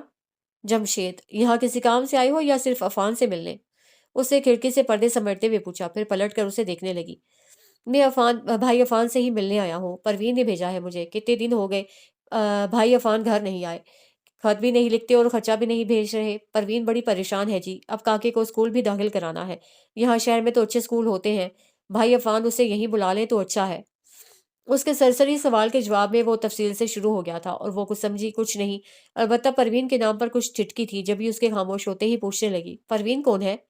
میری بہن ہے، اسے ابھی اسی قدر کہا تھا کہ وہ فوراً قدر ناگواری سے بات کاٹ کر بولی، تمہاری بہن ہے تو خرچہ عفان سے کیوں مانگتی ہے؟ اور کس سے مانگے، عورت اپنے خاوند سے ہی مانگتی ہے۔ جمشید نے بڑی معصومیت سے اسے آسمان سے زمین پر لا پٹکا تھا کہ اسے اپنے وجود کے پرخچے اڑتے محسوس ہوئے، کتنی دیر بعد وہ اپنی ساری توانائیاں صرف کر کے بھی بس اس قدر بول سکی، پروین عفان کی بیوی؟ ہاں جی، آپ کو نہیں پتا، پر آپ ہو کون؟ جمشید اس کے بارے میں الجھ رہا تھا، کتنے بچے ہیں عفان کے؟ اس نے جمشید کا سوال نظر انداز کر کے تنفر سے پوچھا، ایک۔ اف، کتنا دھوکے باز شخص ہے، بیوی بچے والا ہو کر۔ وہ ایک دم آپے سے باہر ہو کر ادھر سے ادھر ٹہلنے لگی، بس نہیں چل رہا تھا کہ ابھی جا کر عفان کو شوٹ کر دے۔ وہ جی آپ نے بتایا نہیں، آپ کون ہو؟ جمشید نے پھر پوچھا تو وہ چیخ پڑی، کتنی بار بتاؤں، میں رابعہ ہوں، صرف رابعہ۔ تو یہاں بھائی عفان کے گھر میں؟ وہ اس کے چیخنے سے خائف ہو گیا تھا۔ یہ تم عفان سے پوچھنا، وہ کہہ کر ٹیلی فون سٹینڈ سمیت گھسیٹتی ہوئی اپنے کمرے میں آ گئی اور ڈاکٹر عفان کے نمبر ڈائل کرنے لگی۔ ہیلو۔ چوتھی بیل کے بعد ریسیور اٹھنے کے بعد ڈاکٹر عفان کی آواز سنتے ہی وہ ضبط کی کوشش میں دانت کاٹنے لگی۔ ڈاکٹر عفان، یہ میں ہوں رابعہ۔ ہاں رابعہ کہو۔ ڈاکٹر عرفان غالباً مصروفیت کے باعث اس کے لہجے پر غور نہیں کر سکے تھے۔ مجھے کچھ نہیں کہنا اور نہ کچھ سننا ہے، آپ کو صرف یہ بتانے کے لیے فون کیا ہے کہ میں اپنے گھر جا رہی ہوں ہمیشہ کے لیے، وہ انتہائی غصے سے بولی تھی۔ ہائے صبح تو میں تمہیں اچھا بھلا چھوڑ کر گیا تھا، ابھی کیا ہوا؟ ڈاکٹر عرفان نے اس کی بات مذاق میں اڑائی تو وہ زہر خون سے لہجے سے بولی، ابھی آپ کے سالے صاحب آ گئے ہیں گاؤں سے۔ کون؟ ادھر وہ یقیناً بوکھلا گئے تھے جمشید، اور میرا احسان مانیے کہ میں نے اسے اپنے بارے میں نہیں بتایا، جبکہ وہ بار بار پوچھ رہا ہے کہ میں کون ہوں اور اس کے بھائی عفان کے گھر میں کیا کر رہی ہوں۔ آپ میں ہمت ہو تو بتا دیجیے گا۔ اپنی بات ختم کرتے ہی اسے ریسیور پٹک دیا اور پھر ڈاکٹر عفان کے آنے سے پہلے ہی وہ ان کے گھر سے نکل آئی تھی۔ تمام راستہ اسے بہت ضبط کیا تھا، لیکن امی کے گلے لگتے ہی جو پھوٹ پھوٹ کر رونا شروع کیا تو اسے چپ کراتے کراتے سونی بھی رونے لگی تھی۔ یا اللہ، کچھ پتہ تو چلے ہوا کیا؟ امی پریشان ہو کر بس یہی کہے جا رہی تھی، باجی بتائیں نا۔ سونی اس کا بازو سہلانے لگی۔ بہت دھوکا ہوا ہے میرے ساتھ، میں اب کبھی عفان کی شکل نہیں دیکھوں گی، وہ ہچکیوں کے درمیان بولی تو امی مزید پریشان ہو گئی۔ کیا کیا کیا ہے اس نے؟ شادی، وہ پہلے سے شادی شدہ تھا اور ایک بچے کا اس کا ایک بچہ بھی ہے۔ اس کے انکشاف پر امی ایک دم سناٹے میں آ گئیں، جبکہ سونی کو شاید یقین نہیں آیا تھا۔ نہیں باجی، عفان بھائی خبردار، جو اس فریبی کی طرفداری کی تو اسے بری طرح سونی کو ڈانٹ دیا تو امی گہری آہ کے ساتھ بولی، اسے کیوں ڈانٹتی ہو؟ جاؤ سونی، تم اندر جاؤ۔ سونی اٹھ کر چلی گئی۔ تب امی اسے پوچھنے لگی، تمہیں عفان نے خود بتایا ہے؟ نہیں، ابھی ان کے گاؤں سے ایک آدمی آیا تھا، اسے بتایا کہ وہ عفان کا سالہ ہے، اس لیے وہ مجھے گاؤں نہیں لے جا رہے تھے، ان کا پول جو کھل جاتا، وہ کہہ کر پھر رونے لگی تو امی نے اس کا سر اپنی گود میں رکھ لیا۔ بیٹا رو مت، حوصلے سے کام لو، میں عفان کو زندہ نہیں چھوڑوں گی۔ بے وقوفی کی باتیں مت کرو، ہم خود عفان سے بات کریں گے، امی نے اس کا سر تھپکتے ہوئے کہا تو وہ ایک جھٹکے سے اٹھ بیٹھی۔ کوئی ضرورت نہیں ہے اسے بات کرنے کی، میں چھوڑ آئی ہوں اسے۔ امی اسے ضد نہیں دلانا چاہتی تھی، اس لیے مزید کچھ کہنے اور پوچھنے کا ارادہ ملتوی کر دیا، ورنہ ذہن میں بہت سے سوال اٹھ رہے تھے اور انہیں پریشان بھی کر رہے تھے۔ اور وہ موٹی، اسے تو میں نہیں چھوڑوں گی، بڑی آ گئی تھی بھائی کا رشتہ لے کر، اللہ کرے اس کی اپنی بیٹیوں کے ساتھ ایسا ہو۔ وہ ڈاکٹر عفان کی بڑی آپا کو کوسنے لگی تو امی کزن خاموش رہیں تاکہ اس کے دل کی بھڑاس نکل جائے۔ شام میں ابو آئے تو اس کا ستا ہوا چہرہ اور سرخ آنکھیں دیکھ کر انہیں شدید دھچکا لگا تھا، شاید اس لیے کہ اپنی اولادوں میں انہیں وہ سب سے زیادہ عزیز تھی، اور جب انہیں اس کی اس حالت کا سبب معلوم ہوا تب تو وہ جیسے ٹوٹ گئے تھے۔ کتنی دیر ان سے کچھ بولا ہی نہیں گیا، پتھرائی آنکھوں سے اسے دیکھتے رہے تھے۔ پتہ نہیں یہ سچ بھی ہے کہ نہیں، امی نے سوچتے ہوئے انداز میں خود کو تسلی دی، اور ان کی اس بات سے ابو کو کافی سہارا ملا تھا۔ ہاں، ہمیں یوں ہی کسی کی باتوں پر یقین نہیں کر لینا چاہیے۔ پھر رابعہ سے بولے، بیٹا تم نے بہت غلطی کی، عفان کے آنے تک تمہیں وہیں رکنا چاہیے تھا۔ بہرحال تم فکر نہیں کرو، میں خود ساری حقیقت معلوم کروں گا۔ یہ آپ کو پہلے معلوم کرنا چاہیے تھا۔ رابعہ ایک طرح سے انہیں الزام دے کر وہاں سے اٹھ گئی تھی۔ وہ رابعہ کے ساتھ طے شدہ پروگرام کے مطابق اس کے گھر آئی تھی۔ اوکے، میں پھر شام کو آؤں گا، شہریار نے اس کی طرف کا دروازہ کھولتے ہوئے کہا۔ کیا مطلب؟ ابھی آپ اندر نہیں چلیں گے؟ اسے رک کر پوچھا۔ نہیں یار، ابھی ڈاکٹر صاحب تو ہوں گے نہیں، میں کس سے بات کروں گا؟ شہریار نے کہا تو اسے زیادہ اصرار نہیں کیا اور اسے شام کو جلدی آنے کا کہہ کر گاڑی سے اتر آئی۔ اوکے، خدا حافظ۔ شہریار نے گاڑی آگے بڑھا دی۔ تب اسے بیل کا بٹن پش کیا تھا۔ کچھ دیر بعد ڈاکٹر عفان نے گیٹ کھولا تھا۔ ارے عفان بھائی، آپ ابھی موجود ہیں؟ اسے کہا تو عفان سمجھے نہیں۔ کیا مطلب؟ وہ اصل میں شہریار اس لیے نہیں رکے کہ آپ تو گھر پر ہوں گے نہیں۔ چلے گئے کیا؟ ڈاکٹر عفان نے اس کے پیچھے نظریں دوڑائیں۔ جی شام میں آئیں گے۔ اچھا آؤ اندر چلو۔ ڈاکٹر عفان نے ایک طرف ہٹ کر اسے راستہ دیا۔ رابعہ سو رہی ہے کیا؟ اسے اندر آتے ہی خاموشی محسوس کر کے پوچھا تو ڈاکٹر عفان سمجھ گئے کہ اسے کچھ نہیں معلوم، پھر بھی نظریں چرا کر بولے، نہیں تم بیٹھو۔ آپ آج ہاسپٹل نہیں گئے؟ اسے بیٹھتے ہوئے پوچھا۔ جاؤں گا ذرا دیر سے، تم چائے پیو گی؟ انہوں نے جواب کے ساتھ پوچھا تو وہ ہنس کر بولی، میرا خیال ہے ابھی آپ لوگوں نے ناشتہ نہیں کیا۔ صرف میں نے، رابعہ یہاں نہیں ہے، ڈاکٹر عفان نے کہا تو وہ حیران ہو کر بولی، ہائے کہاں چلی گئی مجھے بلا کر؟ وہ امی کے یہاں گئی ہے۔ کب؟ کل۔ ہیں، اسے جانا تھا تو مجھے بلانے کی کیا ضرورت تھی، یا بتا دیتی تو میں بھی وہیں چلی جاتی۔ وہ کوفت کا شکار ہو کر بولی تو ڈاکٹر عفان کچھ دیر خاموش رہنے کے بعد بولے، وہ اصل میں مجھ سے ناراض ہو کر گئی ہے۔ وہ ٹھٹک کر انہیں دیکھنے لگی، بولی کچھ نہیں تو قدرے توقف سے ڈاکٹر عفان خود ہی کہنے لگے، اس کی ناراضی بجا ہے، مجھے پہلے ہی اسے بتا دینا چاہیے تھا۔ کیا؟ وہ بالکل غیر ارادی طور پر پوری جان سے متوجہ ہو گئی تھی۔ تم پلیز اس طرح اس کی طرح جذباتی نہیں ہونا، بات یہ ہے کہ گاؤں میں میری بیوی اور بچہ ہے۔ انہوں نے مجرمانہ انداز میں انکشاف کر کے اسے چکرا دیا تھا، اور چونکہ پہلے ہی ٹوک چکے تھے کہ تم جذباتی نہیں ہونا، اس لیے وہ اپنا رد عمل روکنے کی صحیح کرتے ہوئے انہیں دیکھنے لگی، اور وہ مزید گویا ہوئے۔ کل اچانک رابعہ کو پتہ چلا تو وہ چلی گئی، مجھے صفائی کا موقع بھی نہیں دیا۔ کیا صفائی پیش کریں گے آپ؟ اس کے لہجے میں آپ طنز سمٹ آیا تھا۔ یہ بھی تم ٹھیک کہہ رہی ہو، لیکن ان کی سمجھ میں نہیں آیا کہ کیا کہے۔ تو بے بسی سے اٹھ کر ٹہلنے لگے۔ ان کے چہرے پر پریشانی کے آثار واضح نظر آ رہے تھے۔ وہ کچھ دیر انہیں دیکھتی اور اندر ہی اندر کوڑتی رہی، پھر اپنی نرم دلی سے مجبور ہو کر بولی، بیٹھ جائیں عفان بھائی اور مجھے بتائیں آپ کیا کہنا چاہتے ہیں۔ تم عفان نے رک کر اسے دیکھا، پھر منت سے بولے، تم میری رابعہ سے بات کرا دو۔ سوری عفان بھائی، وہ اس وقت کچھ نہیں سنے گی، بہت غصے میں ہوگی، آپ کو جو کہنا ہو ابو سے کہیں۔ اس نے معذرت کے ساتھ کہا تو وہ صوفے پر گرتے ہوئے بولے، میں ابھی ابو کا سامنا نہیں کر سکتا، گو کہ میں نے کوئی جرم نہیں کیا، لیکن وہ کندھے اچکا کر نفی میں سر ہلانے لگے تو وہ گہری سانس کھینچتی ہوئی اٹھ کھڑی ہوئی۔ میں چلوں؟ ہے کہاں جاؤ گی؟ اس نے چونک کر پوچھا۔ امی کے ہاں۔ ابھی بیٹھو۔ انہوں نے ہاتھ سے بھی اسے بیٹھنے کا اشارہ کیا، پھر قدرے رک کر کہنے لگے، میں رابعہ سے محبت کرتا ہوں، دل سے چاہتا ہوں اسے۔ اس سے پہلے جو عورت میری زندگی میں آئی وہ میری محبت نہیں ہے، اسے زبردستی میرے ساتھ باندھا گیا تھا۔ میں تمہیں بتاتا ہوں، پروین میری چچا زاد ہے، اور اس وقت جب میں میڈیکل میں پڑھ رہا تھا تب میرے چچا کی بیماری کے باعث میرے والد نے ان کی خواہش دیکھتے ہوئے پروین کے ساتھ میری شادی کر دی، اور میں احتجاج کیا، صاف انکار کر سکتا تھا لیکن چچا کی حالت کے پیش نظر مجھے خاموشی اختیار کرنی پڑی، اور چچا تو بیٹی کی طرف سے مطمئن ہو کر دنیا سے رخصت ہو گئے، لیکن میری دنیا ویران ہو گئی۔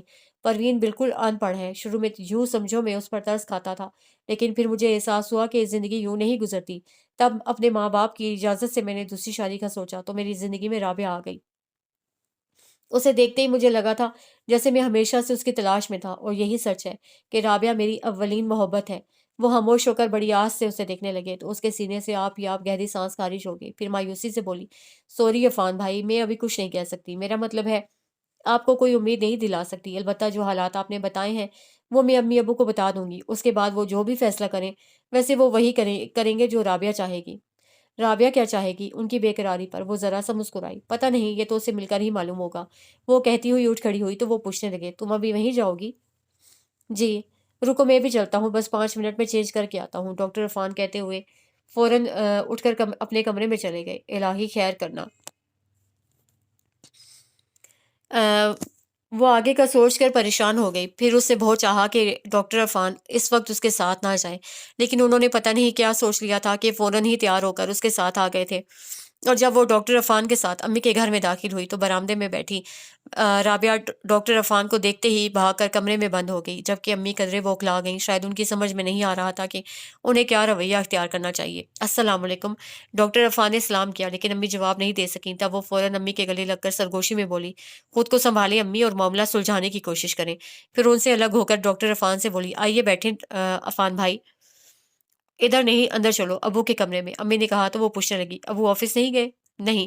امی کا جواب سن کر وہ سیدھی ابو کے کمرے میں آ گئی، اور ان کا متفکر چہرہ دیکھ کر اس کا دل دکھ سے بھر گیا۔ ایک رات میں وہ کتنے بوڑھے ہو گئے تھے۔ وہ آہستہ سے سلام کر کے ان کے پاس بیٹھتے ہوئے بولی، ابو عفان بھائی آئے ہیں۔ رابعہ کہاں ہے؟ ابو نے عفان کو سن کر جانے کس خیال سے رابعہ کو پوچھا تھا۔ اندر ہے، سونے کے کمرے میں، اسے بتایا۔ تبھی ڈاکٹر عرفان کمرے میں آ گئے۔ السلام علیکم۔ وعلیکم السلام۔ ابو نے صرف سلام جواب دینے پر اکتفا کیا، پھر اسے پوچھنے لگے، بیٹا تم کس کے ساتھ آئی ہو؟ عفان بھائی کے ساتھ، وہ بے اختیار بولی، پھر فوراً وضاحت کرنے لگی، مجھے آج رابعہ نے اپنے ہاں بلایا تھا اور میں وہاں گئی تو معلوم ہوا وہ یہاں ہے۔ ہاں وہ یہاں ہے، تم جاؤ اس کے پاس، ابو نے گہری سانس کے ساتھ کہا۔ اس نے اٹھتے ہوئے ڈاکٹر عرفان کو دیکھا تو انہوں نے اسے رکنے کا اشارہ کیا، لیکن وہ قصداً انجان سے بن کر باہر نکل آئی۔ کیا ہوا؟ امی نے اسے دیکھتے ہوئے پوچھا۔ عفان بھائی ابو سے بات کر رہے ہیں۔ یہ عفان تمہارے ساتھ کیسے آئے؟ کیا تمہارے ہاں گئے تھے؟ نہیں، میں ان کے ہاں گئی تھی۔ ٹھہرے، پہلے میں شہریار کو فون کر دوں، ایسا نہ ہو شام میں وہ وہاں پہنچ جائیں۔ وہ کہتی ہوئی ٹیلی فون کی طرف بڑھ گئی۔ سنو، امی اسے پکار کر بولی، شہریار سے بھی کچھ مت کہنا۔ نہیں، میں تو اس لیے فون کر رہی ہوں کہ وہ بات ادھوری چھوڑ کر نمبر ڈائل کرنے لگی، پھر شہریار کی آواز سنتے ہی بولی، شہری میں رابعہ کے ساتھ امی کے ہاں آ گئی ہوں۔ خیریت؟ شہریار نے پوچھا۔ ہاں بس اچانک پروگرام بن گیا، آپ شام میں ادھر ہی آ جائیے گا، اس نے سرسری انداز میں بتا کر کہا۔ اچھی بات ہے، اور کوئی حکم؟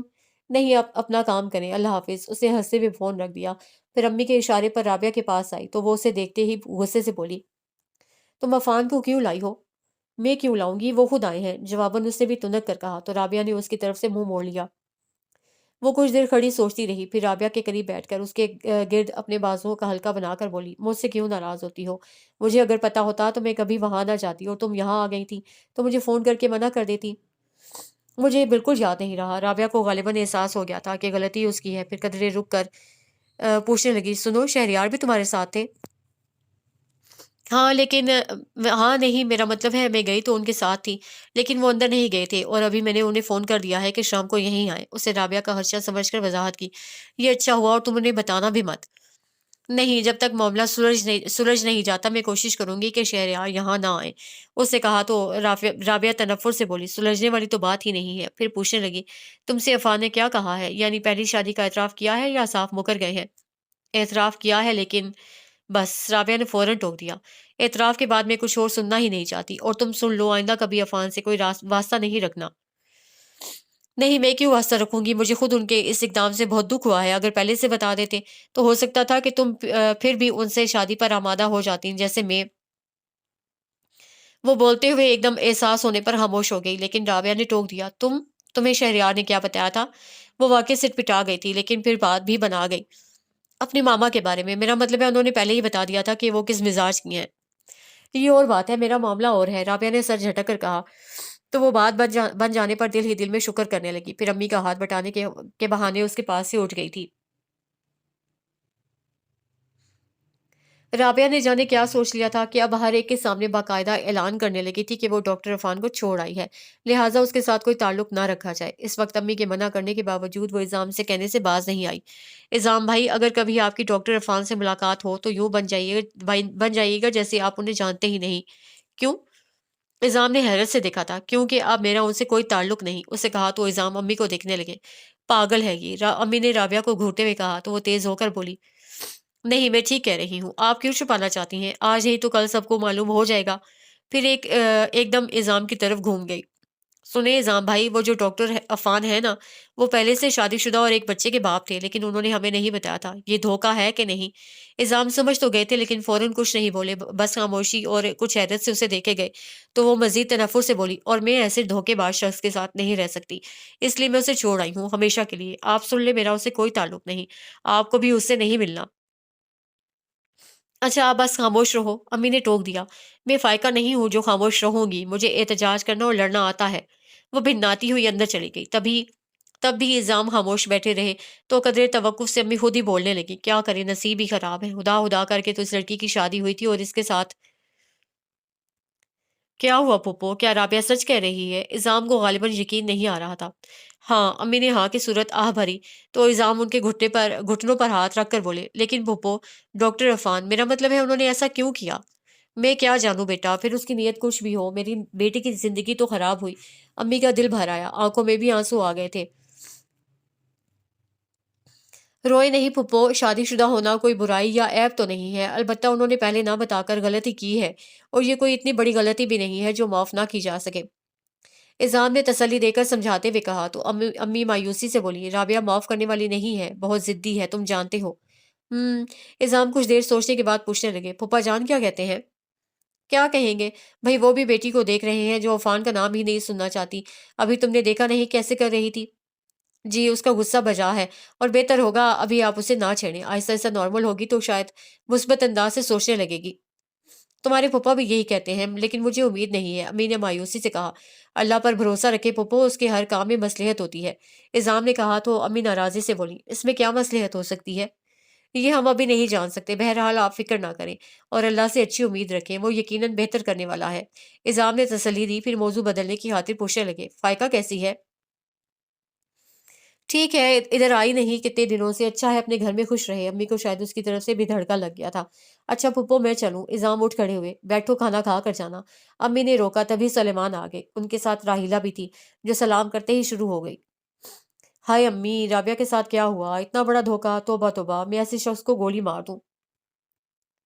ویسے غلطی آپ لوگوں کی ہے، کوئی چھان بین نہیں کی اور جھٹ شادی کر دی۔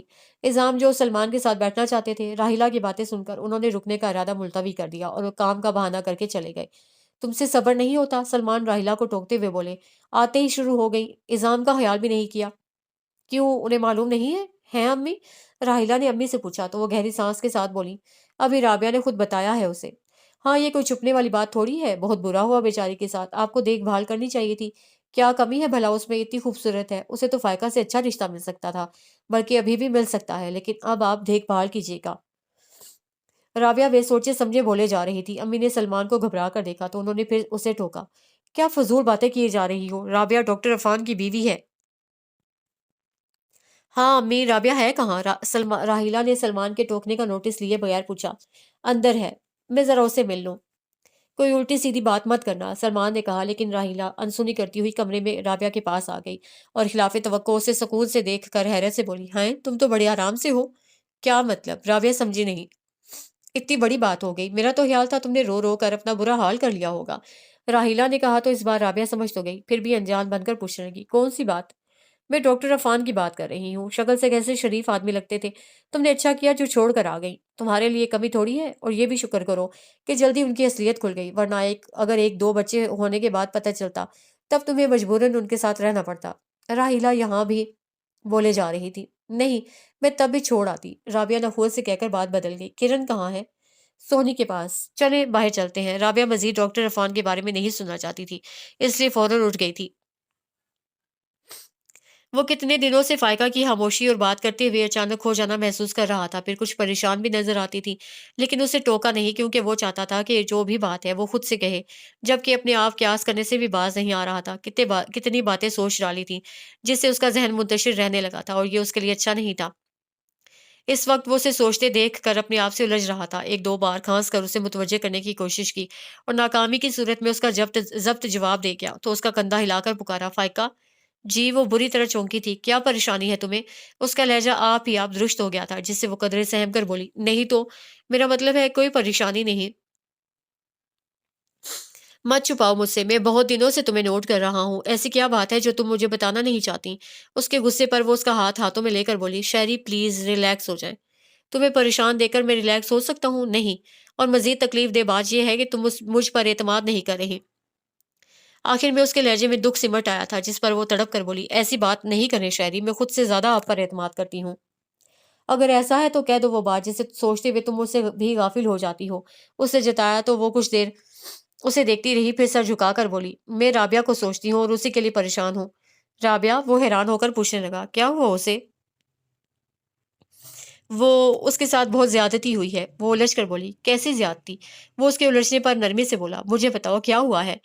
وہ عفان بھائی ہیں نا، وہ پہلے بھی شادی شدہ تھے، لیکن انہوں نے یہ بات چھپائی تھی، اور اب جیسے ہی رابعہ کو معلوم ہوا وہ ان کا گھر چھوڑ کر آ گئی ہے۔ اسے بتایا تو وہ بلا ارادہ کہہ گیا، اچھا کیا۔ نہیں شہری، یہ اچھا نہیں ہوا، عفان بھائی کو ایسا نہیں کرنا چاہیے تھا۔ ہاں عفان نے واقعی غلط کیا، اسے پہلے ہی ہر بات کلیئر کر دینی چاہیے تھی۔ اب رابعہ کا کیا ہوگا؟ وہ فکر مندی سے بولی، تو تم ہر وقت یہی سوچتی رہتی ہو بے وقوف، تمہارے سوچنے اور ٹوڑنے سے کیا یہ مسئلہ حل ہو جائے گا؟ اس کے ٹوکنے پر وہ بے بسی سے بولی، میں کیا کروں، میرا دھیان اس طرف سے ہٹتا ہی نہیں ہے، بس یہی سوچتی رہتی ہوں کہ رابعہ کا کیا ہوگا۔ رابعہ کوئی معمولی لڑکی نہیں ہے اور نہ ہی نادان ہے، وہ زور دے کر بولا، اپنا برا بھلا وہ خود سوچ سمجھ سکتی ہے، تمہیں اس کے لیے پریشان ہونے کی کوئی ضرورت نہیں ہے۔ ہاں اگر اسے تم سے مشورہ مانگا ہے تب تم ضرور سوچ سکتی ہو، لیکن اس طرح بھی نہیں کہ باقی ہر طرف سے غافل ہو جاؤ۔ آئی ایم سوری، وہ اپنی غفلت پر نادم ہو کر بولی، آپ کو پہلے ہی ٹوک دینا چاہیے تھا۔ میں سمجھا، پتہ نہیں شاید تم میرے لیے پریشان ہو، شہریار نے جتایا نہیں تھا، پھر بھی وہ الجھ گئی، آپ کے لیے؟ ہاں مجھے لندن جانا ہے ٹریٹمنٹ کے لیے، شہریار نے بظاہر سرسری انداز میں بتایا، پھر بھی وہ پریشان ہو گئی، کب جانا ہے؟ ایک آدھ ہفتے میں جاؤں گا، اسے بتایا تو وہ فوراً بولی، میں بھی آپ کے ساتھ چلوں گی۔ ہاں چاہتا تو میں بھی یہی ہوں، لیکن ماما کا خیال ہے تمہیں پریگنینسی میں اتنا لمبا سفر نہیں کرنا چاہیے، اس لیے وہ منع کر رہی ہیں۔ شہریار نے جس انداز سے کہا اس سے وہ سمجھ گئی کہ وہ بیگم افندی کے خیال سے اختلاف نہیں کرے گا، پھر بھی ضد سے بولی، نہیں میں ساتھ جاؤں گی، ماما منع کر رہی ہیں یار، اور وہ زیادہ جانتی ہیں۔ ہاں لیکن شاید یہ نہیں جانتی کہ میں آپ کے بغیر نہیں رہ سکتی، وہ افسردہ ہو کر بولی، جانتی ہیں جبھی تو، وہ کہہ کر جانے کیا سوچنے لگا تھا۔ کیا جبھی تو؟ اس کے ٹوکنے پر وہ کچھ دیر اسے دیکھتا رہا، پھر بظاہر ہلکے پھلکے انداز میں بولا، ماما چاہتی ہیں تم میرے بنا رہنا سیکھو، کیا پتا کب؟ شہری اسے فوراً اس کے ہونٹوں پر ہاتھ رکھ دیا، بس اور کچھ مت کہنا۔ کم آن یار، وہ اس کا ہاتھ تھام کر بولا، بی بریو، میں نے اس لیے تمہیں پہلے ہی سب بتا دیا تھا، اس کے باوجود میں ایسی کسی بات کا تصور بھی نہیں کر سکتی۔ وہ بے اختیار ہو پڑی، تم رویا مت کرو، میں پریشان ہو جاتا ہوں، خود ہی تو رلاتے ہیں۔ اچھا آنسو صاف کرو، بلکہ جاؤ منہ ہاتھ دھو کر آؤ، اسے روب سے کہا تو وہ ہتھیلیوں سے آنکھیں رگڑتی ہوئی اٹھ کر واش روم میں چلی گئی۔ کیا کرے گی یہ لڑکی، وہ سوچتے ہوئے تکیہ سیدھا کر کے لیٹ گیا۔ چند لمحوں بعد وہ تولیے سے منہ صاف کیے بغیر آ کر کہنے لگی، شہری میں خود ماما سے کہوں گی۔ کیا؟ اسے دیکھنے لگا، یہی کہ میں آپ کے ساتھ جاؤں گی۔ کم آن یار، اس بات کو مسئلہ مت بناؤ، وہ دھیرج سے ٹوک کر کہنے لگا، چند دنوں کی بات ہے، میں جاؤں گا اور آ جاؤں گا۔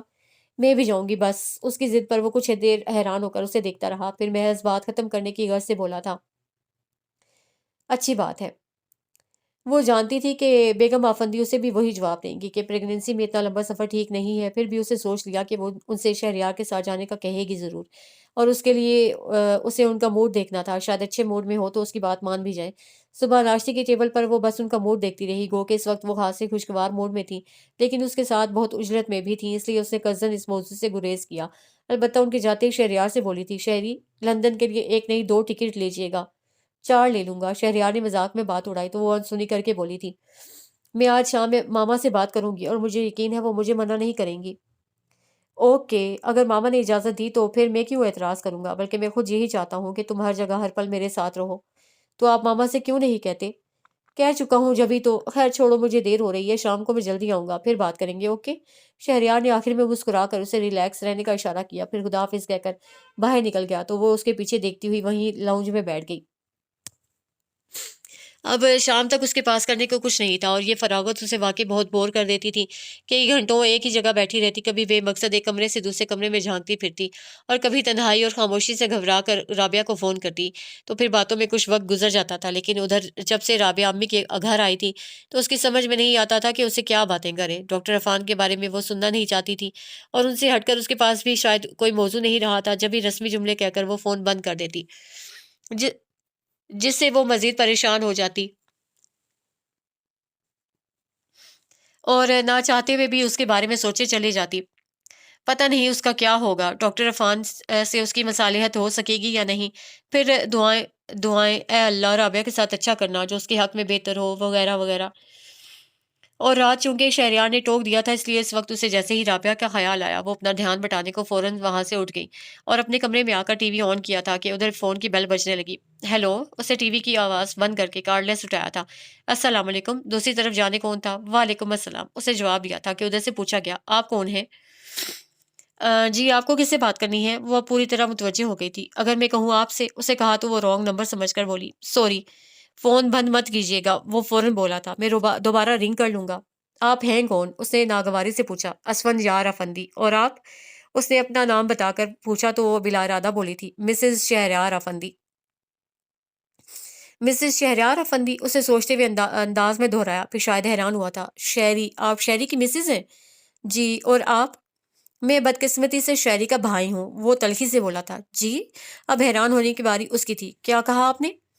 شہری کا بھائی اسفند یار افندی، اسے زور دے کر کہا تو وہ الجھ گئی۔ لیکن شہری نے تو کبھی آپ کا ذکر نہیں کیا۔ پتہ نہیں وہ میرے بارے میں جانتا بھی ہے کہ نہیں، وہ بہت چھوٹا تھا اور وہ اس وقت، اور شاید اس کی ماں نے اسے نہیں بتایا ہوگا۔ اس سے کہا تو وہ مزید الجھ گئی۔ کیا مطلب اس کی ماں؟ میری ماں میرے ساتھ ہے، جو جیلان افندی کی خاندانی بیوی ہے، سمجھی آپ؟ اور مزید یہ بھی سمجھ لیں کہ جس گھر میں آپ رہتی ہیں میرے باپ نے میرے نام سے بنوایا تھا۔ شہریار اور اس کی ماں کا کوئی حق نہیں اس پر، غاصب ہیں وہ دونوں، میں انہیں کبھی معاف نہیں کروں گا۔ میری ماں کے ساتھ جو سلوک کیا، یا اللہ! اسے گھبرا کر سلسلہ منقطع کر کے کارڈلیس دور پھینک دیا، لیکن فوراً ہی دوبارہ بیل بجنے لگی جس سے وہ مزید ڈر گئی۔ یوں لگا جیسے فون کے بجائے وہ خود سامنے آ کھڑا ہوا ہو۔ غاصب ہیں وہ دونوں، میں انہیں کبھی معاف نہیں کروں گا۔ اف نہیں، شہری ایسا نہیں ہے۔ اسے گھٹنوں میں منہ چھپا لیا اور جتنی دیر فون کی بیل بجتی رہی وہ اسی طرح بیٹھی رہی۔ اس کے بعد بھی اسے ڈرتے ڈرتے سر اونچا کیا تھا، پھر بھاگ کر کمرے سے نکل آئی اور کچھ دیر لاؤنج میں ٹہل کر اپنی حواس بحال کی۔ پھر پہلے اس نے خود کو سرزنش کی کہ وہ کیوں ڈر رہی ہے۔ اس کے بعد اسفند یار کو سوچتے ہوئے اسے یاد آیا کہ وہ شاید پہلے بھی اس کا فون اٹینڈ کر چکی ہے۔ اس وقت بیگم آفندی موجود تھی اور انہوں نے اسفند یار کا نام سنتے ہی اس کے ہاتھ سے ریسیور جھپٹا تھا۔ یہ اسے اب خیال آیا تو وہ اسی نہج پہ سوچنے لگی، اس کا مطلب ہے ماما کا اسفند یار سے رابطہ ہے، اور شہری وہ شاید نہیں جانتے، ورنہ مجھے ضرور بتاتے۔ پتہ نہیں ماما ان سے کیوں چھپا رہی ہیں۔ اسفند یار بھی تو یہی کہہ رہے تھے کہ اس کی ماں نے اسے نہیں بتایا ہوگا۔ کیوں نہیں بتایا؟ سوتیلی ہی صحیح، ہیں تو بھائی، ایک باپ کی اولاد۔ خیر اب میں بتاؤں گی شہری کو۔ آخر میں وہ شہریار کے سامنے انکشاف کرنے اور اس کے بعد کا رد عمل سوچ رہی تھی کہ اسی وقت شہریار آ گیا اور جھک کر اس کی آنکھوں میں جھانکتے ہوئے بولا تھا، ہیلو، کہاں گم ہو؟ اس نے چونک کر گہری سانس کھینچی، پھر مسکرا کر بولی، میں آپ ہی کو سوچ رہی تھی۔ تم نے سوچا اور میں آ گیا؟ شہریار نے اس کے قریب بیٹھتے ہوئے کہا۔ ہاں، آپ اتنی جلدی کیسے آ گئے؟ چلا جاؤں؟ میرا یہ مطلب نہیں ہے، وہ روٹھے لہجے میں کہہ کر اٹھ کھڑی ہوئی۔ کہاں جا رہی ہو؟ میں تمہارے لیے آیا ہوں۔ شہریار نے اس کا ہاتھ کھینچ کر دوبارہ بٹھایا تو وہ اسے دیکھتے ہوئے کچھ ٹھٹک گئی۔ شہری، آپ کی طبیعت تو ٹھیک ہے نا؟ تمہیں کیا لگ رہا ہے؟ وہ بظاہر مسکرا رہا تھا لیکن اس کی آنکھوں میں جانے کون سا رنگ تھا جس نے اسے بے چین کر دیا۔ مجھے نہیں بتا، آپ بتائیں۔ او گاڈ، تم کتنی جلدی پریشان ہو جاتی ہو، وہ گہری سانس کے ساتھ کہتے ہوئے اٹھ کھڑا ہوا۔ چلو کمرے میں۔ وہ فوراً اٹھ کر اس کے ساتھ کمرے میں آ گئی۔ شہریار نے گلے سے ٹائی کھینچ کر ایک طرف ڈال دی، پھر شرٹ کے بٹن کھولتے ہوئے بولا، پردے برابر کر دو، میں سوؤں گا۔ اس نے بڑھ کر پردے کھینچ دیے، پھر وہیں رک کر اسے دیکھنے لگی۔ وہ جھنجھلا گیا۔ ایسے کیوں دیکھ رہی ہو؟ مر نہیں رہا؟ اور خبردار رونا نہیں۔ وہ بمشکل آنسوؤں پر بند باندھ کر اس کے پاس آئی اور اس کا ہاتھ ہاتھوں میں لے کر کہنے لگی، شہری، مجھے لگتا ہے تمہارا مجھ سے دل بھر گیا ہے اور اب تم آرام سے مر جانا چاہتے ہو۔ کتنے خودغرض ہو تم، میرا کوئی خیال نہیں۔ بے وقوف، شہریار نے اس کا سر اپنے سینے پر رکھ لیا، تمہارے خیال ہی سے تو میں خدا سے لمبی عمر کی دعا مانگتا ہوں، پھر مرنے کی بات کیوں کرتے ہو؟ I am sorry. وہ پہلے نادم ہوا، پھر اس کا چہرہ اونچا کر کے بولا، ویسے مرنا تو ہے ہی ایک دن، وہ دن میری زندگی میں نہیں آنا چاہیے۔ اس نے فوراً کہا تو وہ کزن مسکرا کر بولا، اچھی بات ہے، اب یہ بتاؤ تمہارے بعد میں کیا کروں گا؟ دوسری شادی، وہ بے ساختہ بولی اور ایسا ہی بے ساختہ شہریار کا کہکا تھا۔ پھر پوچھنے لگا، کس سے؟ کسی سے بھی، لیکن مجھے بھولنا مت، ہمیشہ اپنے دل میں رکھنا۔ اچھا، اور؟ وہ ہنسا محظوظ ہوا۔ اور بس؟ چلو تو اب مجھے سونے دو تاکہ میں دوسری بیوی کے خواب دیکھ سکوں۔ وہ کہہ کر کروٹ بدل گیا تو اس کا دل چاہا اسے جھنجھوڑ کر پوچھے کہ وہ کیوں بار بار اس کی طرف سے منہ موڑ لیتا ہے۔ اس کے بازو پر ہاتھ رکھا بھی، لیکن پھر اچانک کسی خیال سے رک کر کچھ دیر اسے دیکھتی رہی، پھر بہت احتیاط سے کمرے سے نکل کر لابی میں آ گئی اور آفس بیگم آفندی کو فون کر ڈالا۔ یس۔ بیگم آفندی غالباً بہت مصروف تھیں۔ ماما، وہ ان کی آواز سنتے ہی جیسے بکھر گئی۔ ماما، شہری کو کیا ہوا ہے؟ شہری گھر پہنچ گیا؟ بیگم آفندی نے بہت آرام سے پوچھا تھا۔ جی ٹھیک ہے، اسے آرام کرنے دو، انہوں نے کہا تو وہ چیخ پڑی۔ وہ ٹھیک تو ہے نا؟ ماما پلیز مجھے بتائیں۔ کیا بتاؤں، تم نہیں جانتی کیا؟ اور یہ تم اتنا چلا کیوں رہی ہو؟ بیگم آفندی کے ڈانٹنے پر اس کے آنسو چھلک گئے۔ آئی ایم سوری ماما، لیکن پلیز آپ مجھے بتائیں، شہری اتنے نڈھال کیوں ہو رہے ہیں؟ تھک گیا ہے، اسے آرام کی ضرورت ہے، جاؤ اس کا خیال رکھو، اور دیکھو کوئی ایسی بات نہیں کرنا جو اسے پریشان کر دے۔ بیگم آفندی نے دھیرے سے اسے سرزنش کر کے سلسلہ منقطع کر دیا تو وہ ریسیور رکھ کر وہیں بیٹھ گئی، کیونکہ اس کے آنسو رک نہیں رہے تھے۔ جتنا آنسو رگڑتی وہ آنسو اور روانی سے بہنے لگے، اور اسی طرح روتی ہوئی وہ شہریار کے سامنے نہیں جا سکتی تھی، اسی لیے کتنی دیر وہ وہیں بیٹھی رہی۔ رونے کے ساتھ اسے یہ احساس بھی ہونے لگا تھا کہ وہ کتنی تنہا ہو گئی ہے، اپنا دکھ کسی سے نہیں کہہ سکتی، کسی کو تو ہمراز بنایا ہوتا، نظام بھائی۔ ایسے میں ہمیشہ اس کے ہونٹوں پر یہی نام آتا تھا، لیکن اب وہ ان کے پاس پہلے کی طرح بھاگی نہیں جا سکتی تھی۔ پھر جب سے انہوں نے ٹوکا تھا تب سے وہ اور محتاط ہو گئی تھی۔ ابھی بھی بہت چاہنے کے باوجود وہ انہیں فون نہیں کر سکی، اور وہاں سے اٹھ کر اپنے کمرے میں آئی اور بغور سوئے ہوئے شہریار کو دیکھنے لگی، جس کے چہرے پر اچانک زردیاں کھنڈنے لگی تھیں۔ ڈاکٹر عرفان کے لیے رابعہ کی ناراضی بے حد پریشان کن تھی، کیونکہ حقیقتاً وہ ایک شریف انسان تھے، اور حقیقت وہی تھی جو انہوں نے فائقہ کو بتائی تھی۔ وہ رابعہ کے ساتھ بہت مخلص تھے، اور مصلحتاً ہی انہوں نے اپنی پہلی شادی کو چھپایا تھا۔ ان کا خیال تھا کبھی رابعہ کو اعتماد میں لے کر اسے تمام حالات کہہ سنائیں گے، لیکن یہ ان کی بدقسمتی تھی کہ اسے پہلے ہی اسے معلوم ہو گیا، اور مزید ستم ظریفی کہ وہ انہیں صفائی کا موقع ہی نہیں دے رہی تھی، ملنا تو دور کی بات فون پر بھی نہیں آتی تھی۔ پہلے دن فائقہ کے ساتھ گھر گئے تھے تو اس وقت ابو نے ان کی ساری بات سننے کے بعد کہا تھا کہ گو انہیں ان کے اس اقدام سے دکھ ہوا ہے، لیکن وہ اپنی بیٹی کا نصیب سمجھ کر معاف کر رہے ہیں، البتہ رابعہ کے ساتھ وہ زبردستی نہیں کر سکتے، نہ ہی انہیں زبردستی کی اجازت دیں گے۔ وہ اگر خوشی سے ان کے ساتھ جانا چاہے گی تو انہیں کوئی اعتراض نہیں ہوگا، اور اس کے بعد یہ بھی کہا تھا کہ اس کے لیے انہیں کچھ عرصہ یا ہو سکتا ہے ایک طویل عرصہ انتظار کرنا پڑے۔ یہ ان پر بھی منحصر ہے کہ وہ رابعہ کو منانے میں کب کامیاب ہوتے ہیں، اور انہیں کامیابی تو تب ہوتی جب رابعہ کچھ سننے سنانے پر آمادہ ہوتی۔ بہرحال وہ مایوس نہیں تھے، رابعہ سے زیادہ انہیں اپنی محبت پر یقین تھا، اور اس یقین کے سہارے وہ مسلسل اس تک رسائی کی کوشش میں لگے رہتے۔ گو کہ ان کے گھر آنے پر ابو نے پابندی نہیں لگائی تھی، لیکن وہ خود ہی دوبارہ نہیں گئے تھے، کیونکہ ان چند مہینوں میں انہوں نے رابعہ کو اتنا جان لیا تھا کہ وہ کتنی ضدی اور خود سر ہے، کسی کا لحاظ نہیں کرتی۔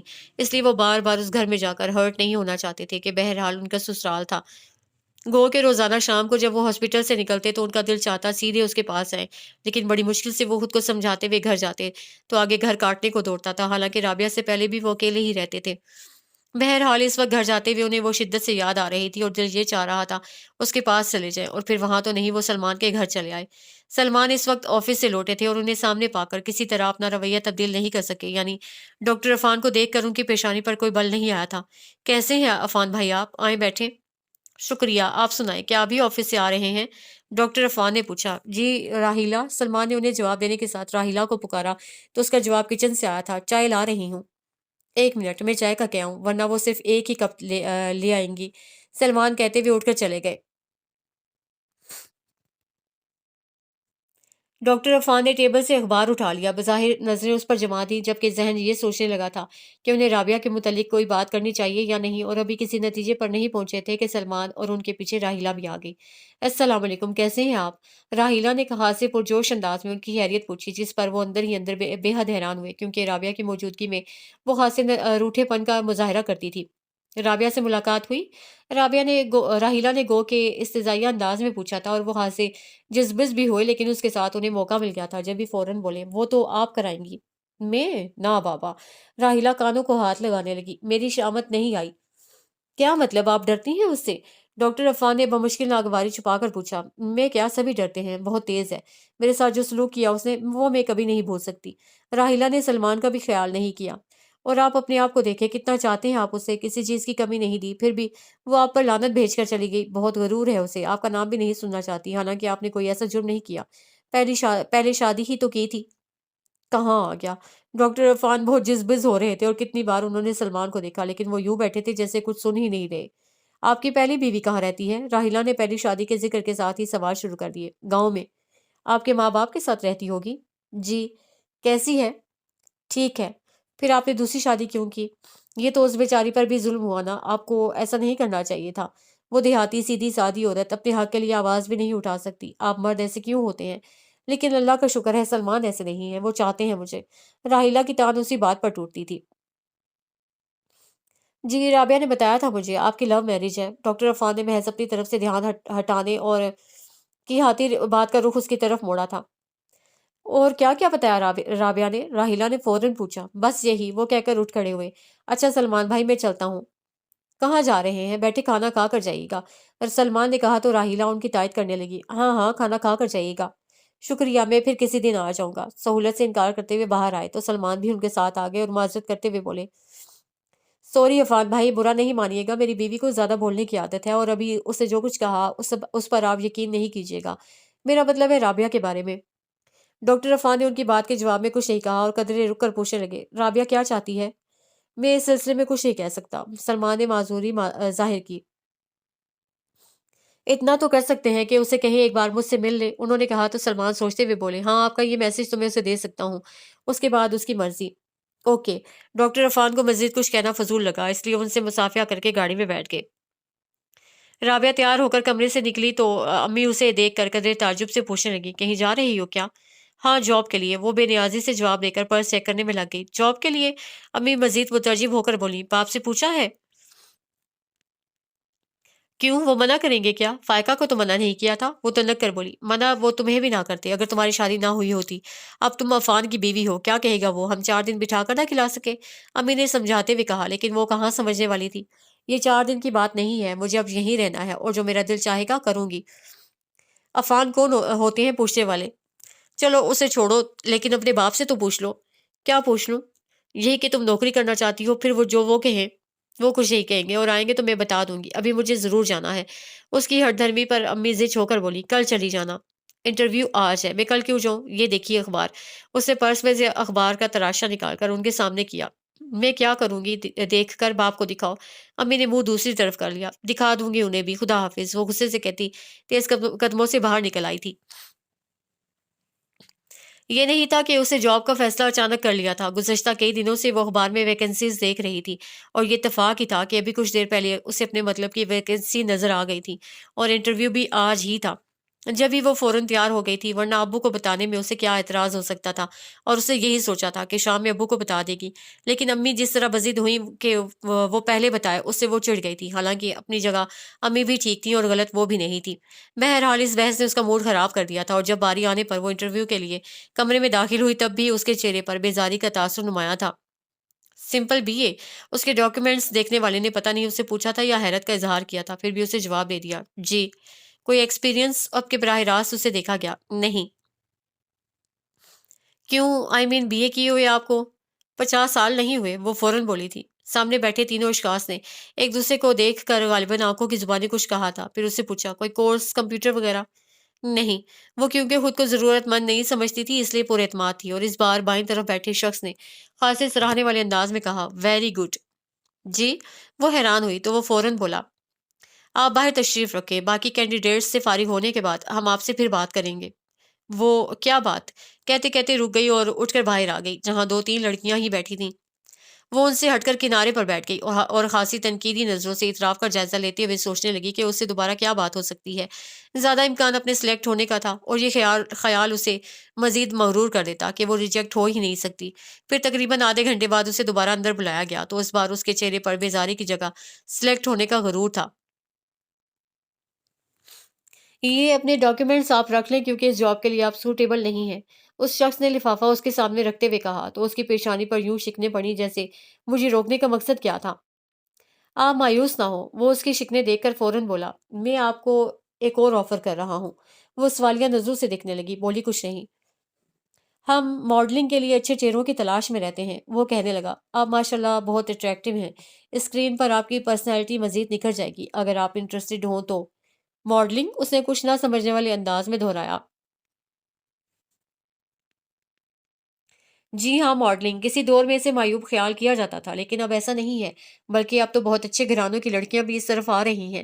آپ میں مجھے صلاحیت نظر آئی ہے جب بھی میں آپ کو آفر کر رہا ہوں، بہت کامیاب ہوں گی آپ۔ اس کا ذہن اچانک بالکل خالی ہو گیا تھا، کوئی سوچ نہیں ابھر رہی تھی۔ جب بھی چپ چاپ دیکھے گئی تو قدرے رک کر وہ اکسانے والے انداز میں کہنے لگا، سوچ لیں اس میں شہرت بھی ہے اور روپیہ بھی۔ وہ ابھی بھی خاموش تھی اور یہ ادھر وہ یہی سمجھا کہ وہ سوچ رہی ہے۔ جب بھی کچھ دیر انتظار کے بعد پوچھنے لگا، جی پھر کیا سوچا آپ نے؟ وہ چونک کر بولی، کچھ نہیں، آئی مین میں سوچ کر بتاؤں گی۔ کب؟ ایک دو دن۔ وہ اس قدر کہہ کر اٹھ کھڑی ہوئی تو اس نے فوراً اپنا کارڈ اس کی طرف بڑھا دیا، ضرور رابطہ کیجیے گا، اور سنیں، میں ابھی آپ کو ایڈوانس پیمنٹ کر سکتا ہوں۔ ابھی میں نے حامی نہیں بھری، وہ کہہ کر باہر نکل آئی تھی۔